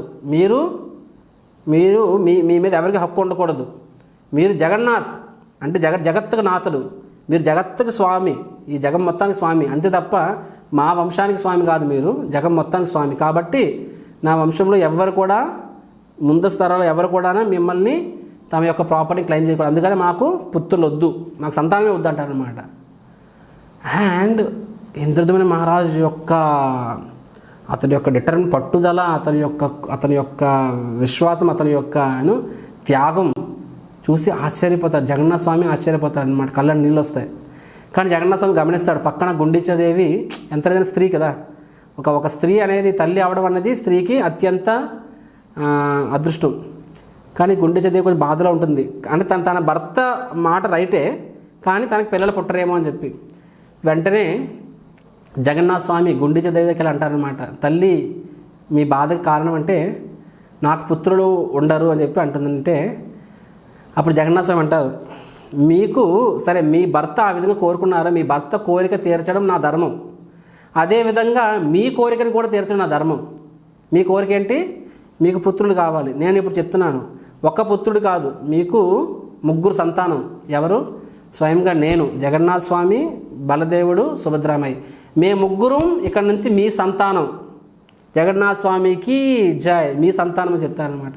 వెంటనే గుండిచాదేవి ఎంతో ఆనందపడుతుంది. కానీ కాసేపు మళ్ళీ గుండిచాదేవి అంటుంది, సరే ఎంత సంతానం అంట, కానీ ఎంత లేదన్నా సరే రేపొద్దున మాకు మా శరీరం విడిచిపెట్టిన తర్వాత మాకు దహన సంస్కారాలు ఎవరు చేస్తారు? మీరు వచ్చి చేయలేరు కదా, మీరు మందిరంలో ఉంటారు, మీరు పూజ చేసుకుంటారు, మీరు వచ్చి దహన సంస్కారాలు చేయలేరు కదా అంటే జగన్నాథ స్వామి అంటారు, తల్లి దహన సంస్కారం ఒకసారి ఏంటి, ప్రతి సంవత్సరము ఆ తిథి రోజు నాడు మేము మీకు అంత్యక్రియలు చేస్తామని చెప్పి జగన్నాథ స్వామిస్తారు. కాబట్టి ఈరోజు కూడా జగన్నాథపురిలో మీరు చూసినట్లయితే ఆ పర్టికులర్ ఐ థింక్ మార్గశిర మాసం అనుకుంటాను, ఆ మార్గశిర మాసంలో ఆ రోజులోనే ఇంద్రద్యుమ్న మహారాజు, గుండిచాదేవి వాళ్ళు పరంపదాన్ని చేరుకుంటారనమాట.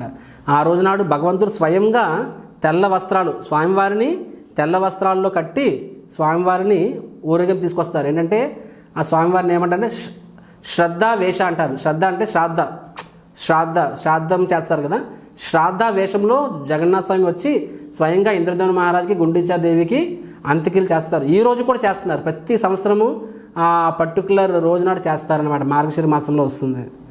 సో గుండిచాదేవి చాలా ఆనందపడిపోతుంది అన్నమాట. తర్వాత అంటుంది, కానీ స్వామి ఎంత లేదన్నా పుత్రుడే కదా, ఇప్పుడు మీరున్నారు, మీకు ఇప్పుడు మందిరం కట్టారు, నా హస్బెండ్ అంటే ఇప్పుడు వాళ్ళు ఉండేది గుండిచా మందిరం, అంటే వాళ్ళు ఉండే మహల్ వేరు, భగవంతుని కోసము ఇప్పుడు మన మెయిన్ టెంపుల్ జగన్నాథ్ టెంపుల్ దగ్గర టెంపుల్ కట్టాడు అనమాట. ఎవరు? ఇంద్రద్యుమ్న మహారాజు.